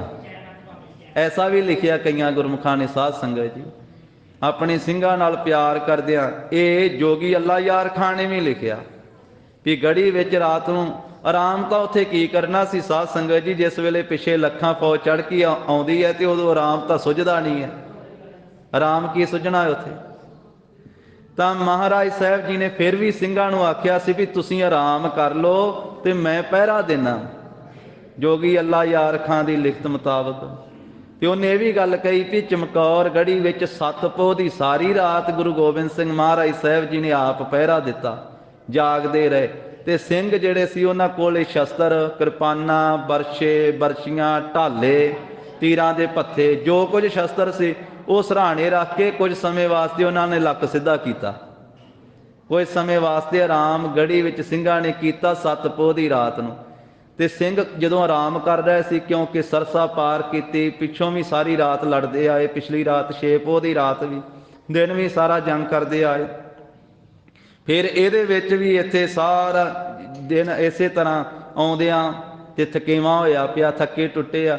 ਜਦੋਂ ਆਰਾਮ ਕੀਤਾ ਤੇ ਜੋਗੀ ਅੱਲਾ ਯਾਰ ਖਾਂ ਕਹਿੰਦਾ ਵੀ ਕਲਗੀਧਰ ਪਾਤਸ਼ਾਹ ਆਉਂਦੇ ਆ ਤੇ ਸਿੰਘਾਂ ਦੇ ਸਿਰ ਵਾਲੇ ਪਾਸੇ ਆਉਂਦੇ ਤੇ ਬੈਠ ਜਾਂਦੇ ਤੇ ਬੈਠ ਕੇ ਮਹਾਰਾਜ ਸਾਹਿਬ ਜੀ ਸਿੰਘਾਂ ਦੇ ਮੱਥੇ ਵੀ ਚੁੰਮੇ ਰਾਤ ਗੁਰੂ ਗੋਬਿੰਦ ਸਿੰਘ ਜੀ ਨੇ। ਤੇ ਬੜੇ ਪਿਆਰ ਦੇ ਨਾਲ ਜਿਵੇਂ ਪਿਤਾ ਪੁੱਤ ਦੇ ਸਿਰ ਦੇ ਉੱਤੇ ਹੱਥ ਫੇਰਦਾ ਨਾ, ਇਸ ਤਰ੍ਹਾਂ ਹੱਥ ਵੀ ਮਹਾਰਾਜ ਸਾਹਿਬ ਨੇ ਫੇਰੇ।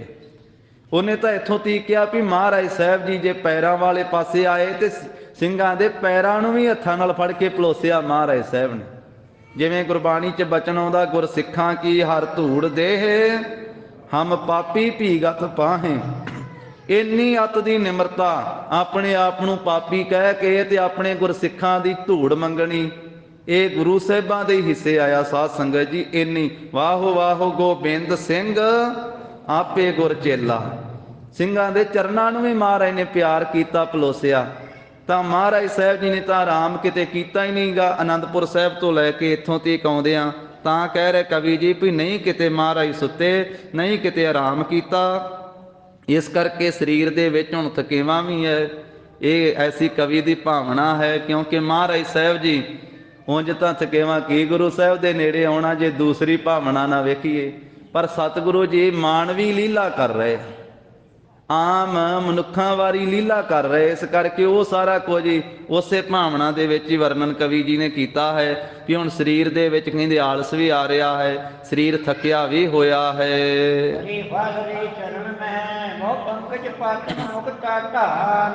ਕਹਿੰਦੇ ਵੀ ਮਹਾਰਾਜ ਸਾਹਿਬ ਪੈਦਲ ਜ਼ਿਆਦਾ ਸਫ਼ਰ ਕੀਤਾ ਨਾ, ਇਸ ਕਰਕੇ ਗੁਰੂ ਸਾਹਿਬ ਦੇ ਚਰਨਾਂ ਦੇ ਵਿੱਚ ਜੁੱਤੀ ਵੀ ਲੱਗ ਗਈ ਸਾਧ ਸੰਗਤ ਜੀ। ਜਿਹੜਾ ਜੋੜਾ ਸੀ, ਜਦੋਂ ਆਪਾਂ ਪੈਦਲ ਜ਼ਿਆਦਾ ਤੁਰ ਗਏ ਤੇ ਜੋੜਾ ਲੱਗ ਜਾਂਦਾ, ਆਪਣੇ ਜੁੱਤੀ ਲੱਗ ਜਾਂਦੀ। ਤੇ ਮਹਾਰਾਜ ਸਾਹਿਬ ਦੇ ਚਰਨਾਂ ਦੇ ਉੱਤੇ ਉਸ ਵੇਲੇ ਛਾਲੇ ਵੀ ਪੈ ਗਏ। ਤੇ ਕਵੀ ਜੀ ਕਹਿੰਦੇ ਆ ਵੀ ਉਹ ਛਾਲੇ ਇਸ ਤਰ੍ਹਾਂ ਲੱਗਦੇ ਆ ਜਿਵੇਂ ਕਵਲ ਫੁੱਲ ਦੇ ਉੱਤੇ ਤਰੇਲ ਦੀਆਂ ਬੂੰਦਾਂ ਪਈਆਂ ਹੁੰਦੀਆਂ ਨਾ, ਕਵਲ ਫੁੱਲ ਦੇ ਉੱਤੇ ਤਰੇਲ ਦੀਆਂ ਬੂੰਦਾਂ ਪਈਆਂ ਹੁੰਦੀਆਂ ਤੇ ਉਹ ਮੋਤੀ ਲੱਗਦੇ ਆ। ਮਹਾਰਾਜ ਦੇ ਚਰਨਾਂ ਉੱਤੇ ਛਾਲੇ ਪੈ ਵੀ ਮੋਤੀਆਂ ਵਰਗੇ ਲੱਗਦੇ ਹਨ।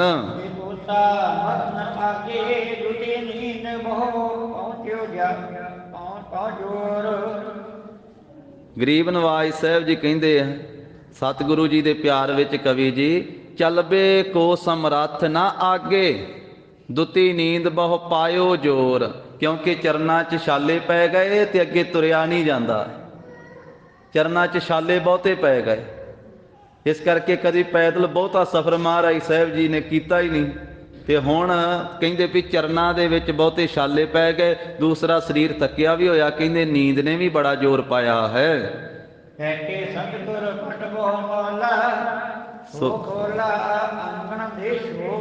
ਤੇ ਸਤਿਗੁਰੂ ਬੈਠ ਗਏ ਫਿਰ ਉੱਥੇ ਸਾਧ ਸੰਗਤ ਜੀ। ਤੇ ਮਹਾਰਾਜ ਸਾਹਿਬ ਦੇ ਪਾਸ ਹੀ ਇੱਕ ਬਸਤਰ ਬੜਾ ਕੀਮਤੀ, ਉਹ ਸਤਿਗੁਰੂ ਜੀ ਨੇ ਖੋਲਿਆ ਹੈ। ਕੀਮਤੀ ਬਸਤਰ ਆਪਣੇ ਅੰਗਾਂ ਤੋਂ ਤੇ ਖੋਲ ਕੇ ਹੇਠਾਂ ਵਿਛਾ ਲਿਆ ਹੈ।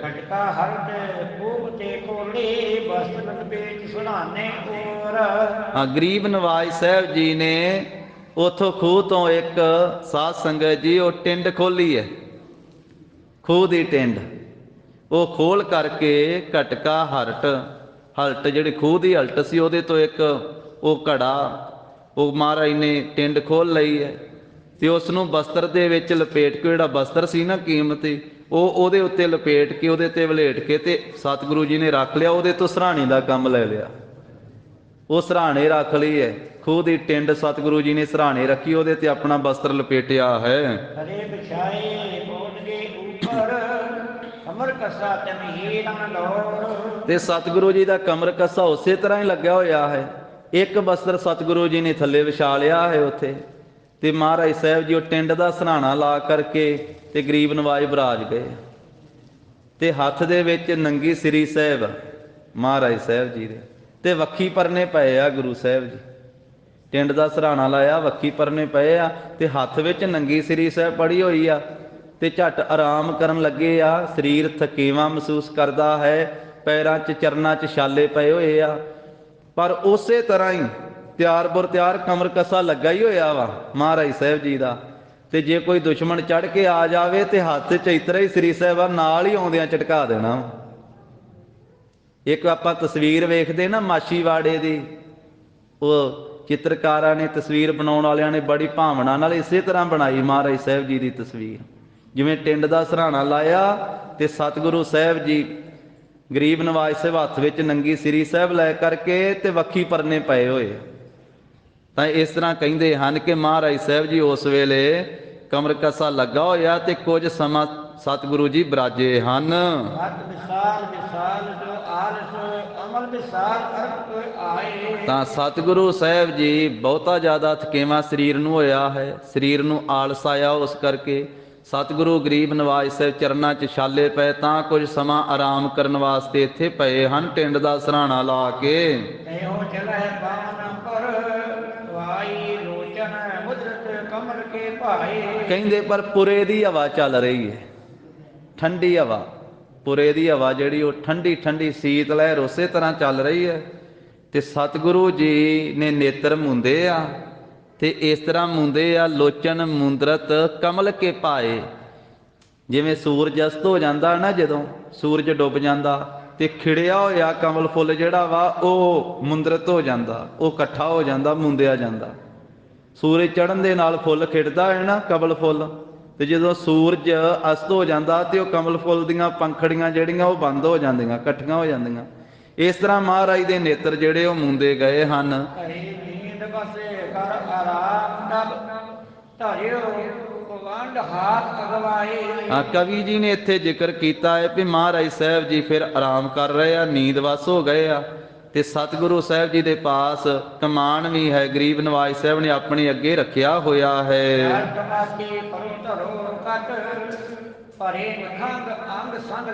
ਨਾਲ ਹੀ ਮਹਾਰਾਜ ਸਾਹਿਬ ਜੀ ਦੇ ਪਾਸ ਕਮਾਨ ਹੈ ਤੇ ਤੀਰਾਂ ਦਾ ਭਰਿਆ ਹੋਇਆ ਭੱਥਾ ਜਿਹੜਾ ਹੈ ਉਹ ਉਸੇ ਤਰ੍ਹਾਂ ਹੀ ਲੱਗਾ ਹੈ ਮਹਾਰਾਜ ਦੇ ਨਾਲ, ਮੋਢਿਆਂ ਦੇ ਨਾਲ ਤਿਆਰ ਪਰ ਤਿਆਰ ਹਨ।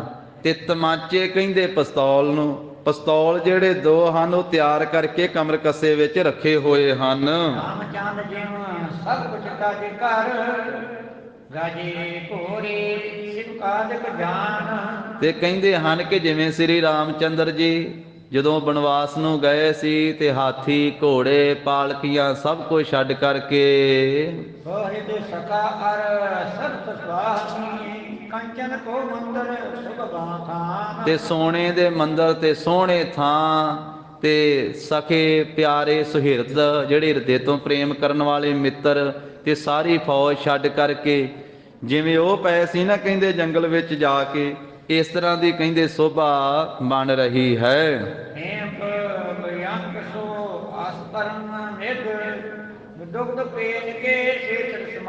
ਜਿਸ ਕਲਗੀਧਰ ਪਾਤਸ਼ਾਹ ਵਾਸਤੇ ਸੋਨੇ ਦੇ ਪਲੰਘ ਹਾਜ਼ਰ ਹੁੰਦੇ ਸਨ ਤੇ ਆਸਣ ਜਿਹੜੇ ਬੜੇ ਉਹ ਕੋਮਲ ਹੁੰਦੇ ਸੀ ਮਹਾਰਾਜ ਵਾਸਤੇ।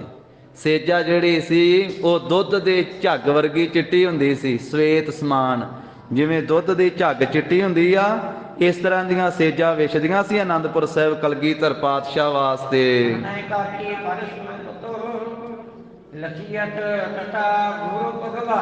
ਤੇ ਕਹਿੰਦੇ ਹੁਣ ਸਤਿਗੁਰੂ ਜੀ ਜੰਗਲ ਦੇ ਵਿੱਚ ਇਕੱਲੇ ਹੀ ਬਿਰਾਜੇ ਹੋਏ ਆ, ਮਹਾਰਾਜ ਸਾਹਿਬ ਜੀ ਸੁੱਤੇ ਹੋਏ ਹਨ, ਗੁਰੂ ਭਗਵਾਨ। ਜਿਵੇਂ ਕਹਿੰਦੇ ਵੀ ਸ੍ਰੀ ਰਾਮਚੰਦਰ ਜੀ ਉਹ ਜੰਗਲ ਦੇ ਵਿੱਚ ਸਨ, ਸਭ ਕੁਝ ਫੌਜਾਂ ਛੱਡ ਕੇ, ਇਸ ਤਰ੍ਹਾਂ ਗੁਰੂ ਭਗਵਾਨ ਜੀ ਜਿਨ੍ਹਾਂ ਵਾਸਤੇ ਬੇਅੰਤ ਹੀ ਵਸਤੂਆਂ ਹਾਜ਼ਰ ਰਹਿੰਦੀਆਂ ਸੀ, ਫੌਜ, ਹਾਥੀ, ਘੋੜੇ, ਆਸਨ, ਦੁੱਧ ਦੀ ਝੱਗ ਵਰਗੀ ਸੇਜਾ ਵਿਛਦੀ ਸੀ। ਅੱਜ ਮਹਾਰਾਜ ਜ਼ਮੀਨ ਤੇ ਆਸਨ ਲਾਇਆ ਹੋਇਆ।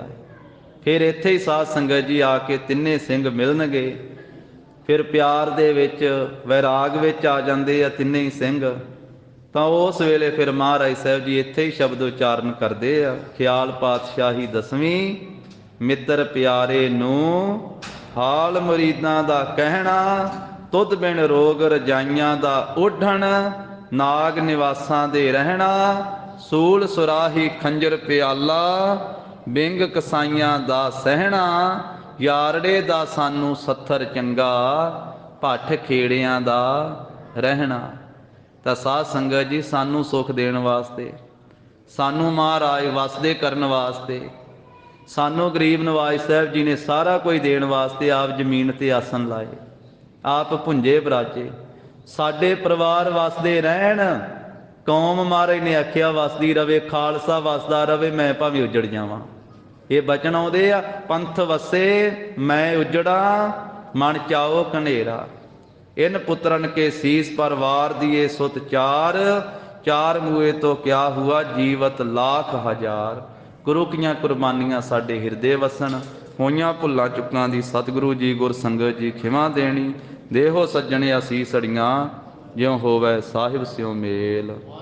हे गोविंद हे गोपाल हे दयाल लाल, प्राणनाथ अनाथ सखे दीन दर्द निवार। हे समरथ अगम पूरन मोहे मया तार, अंधकूप महाभयान नानक पारे उतार।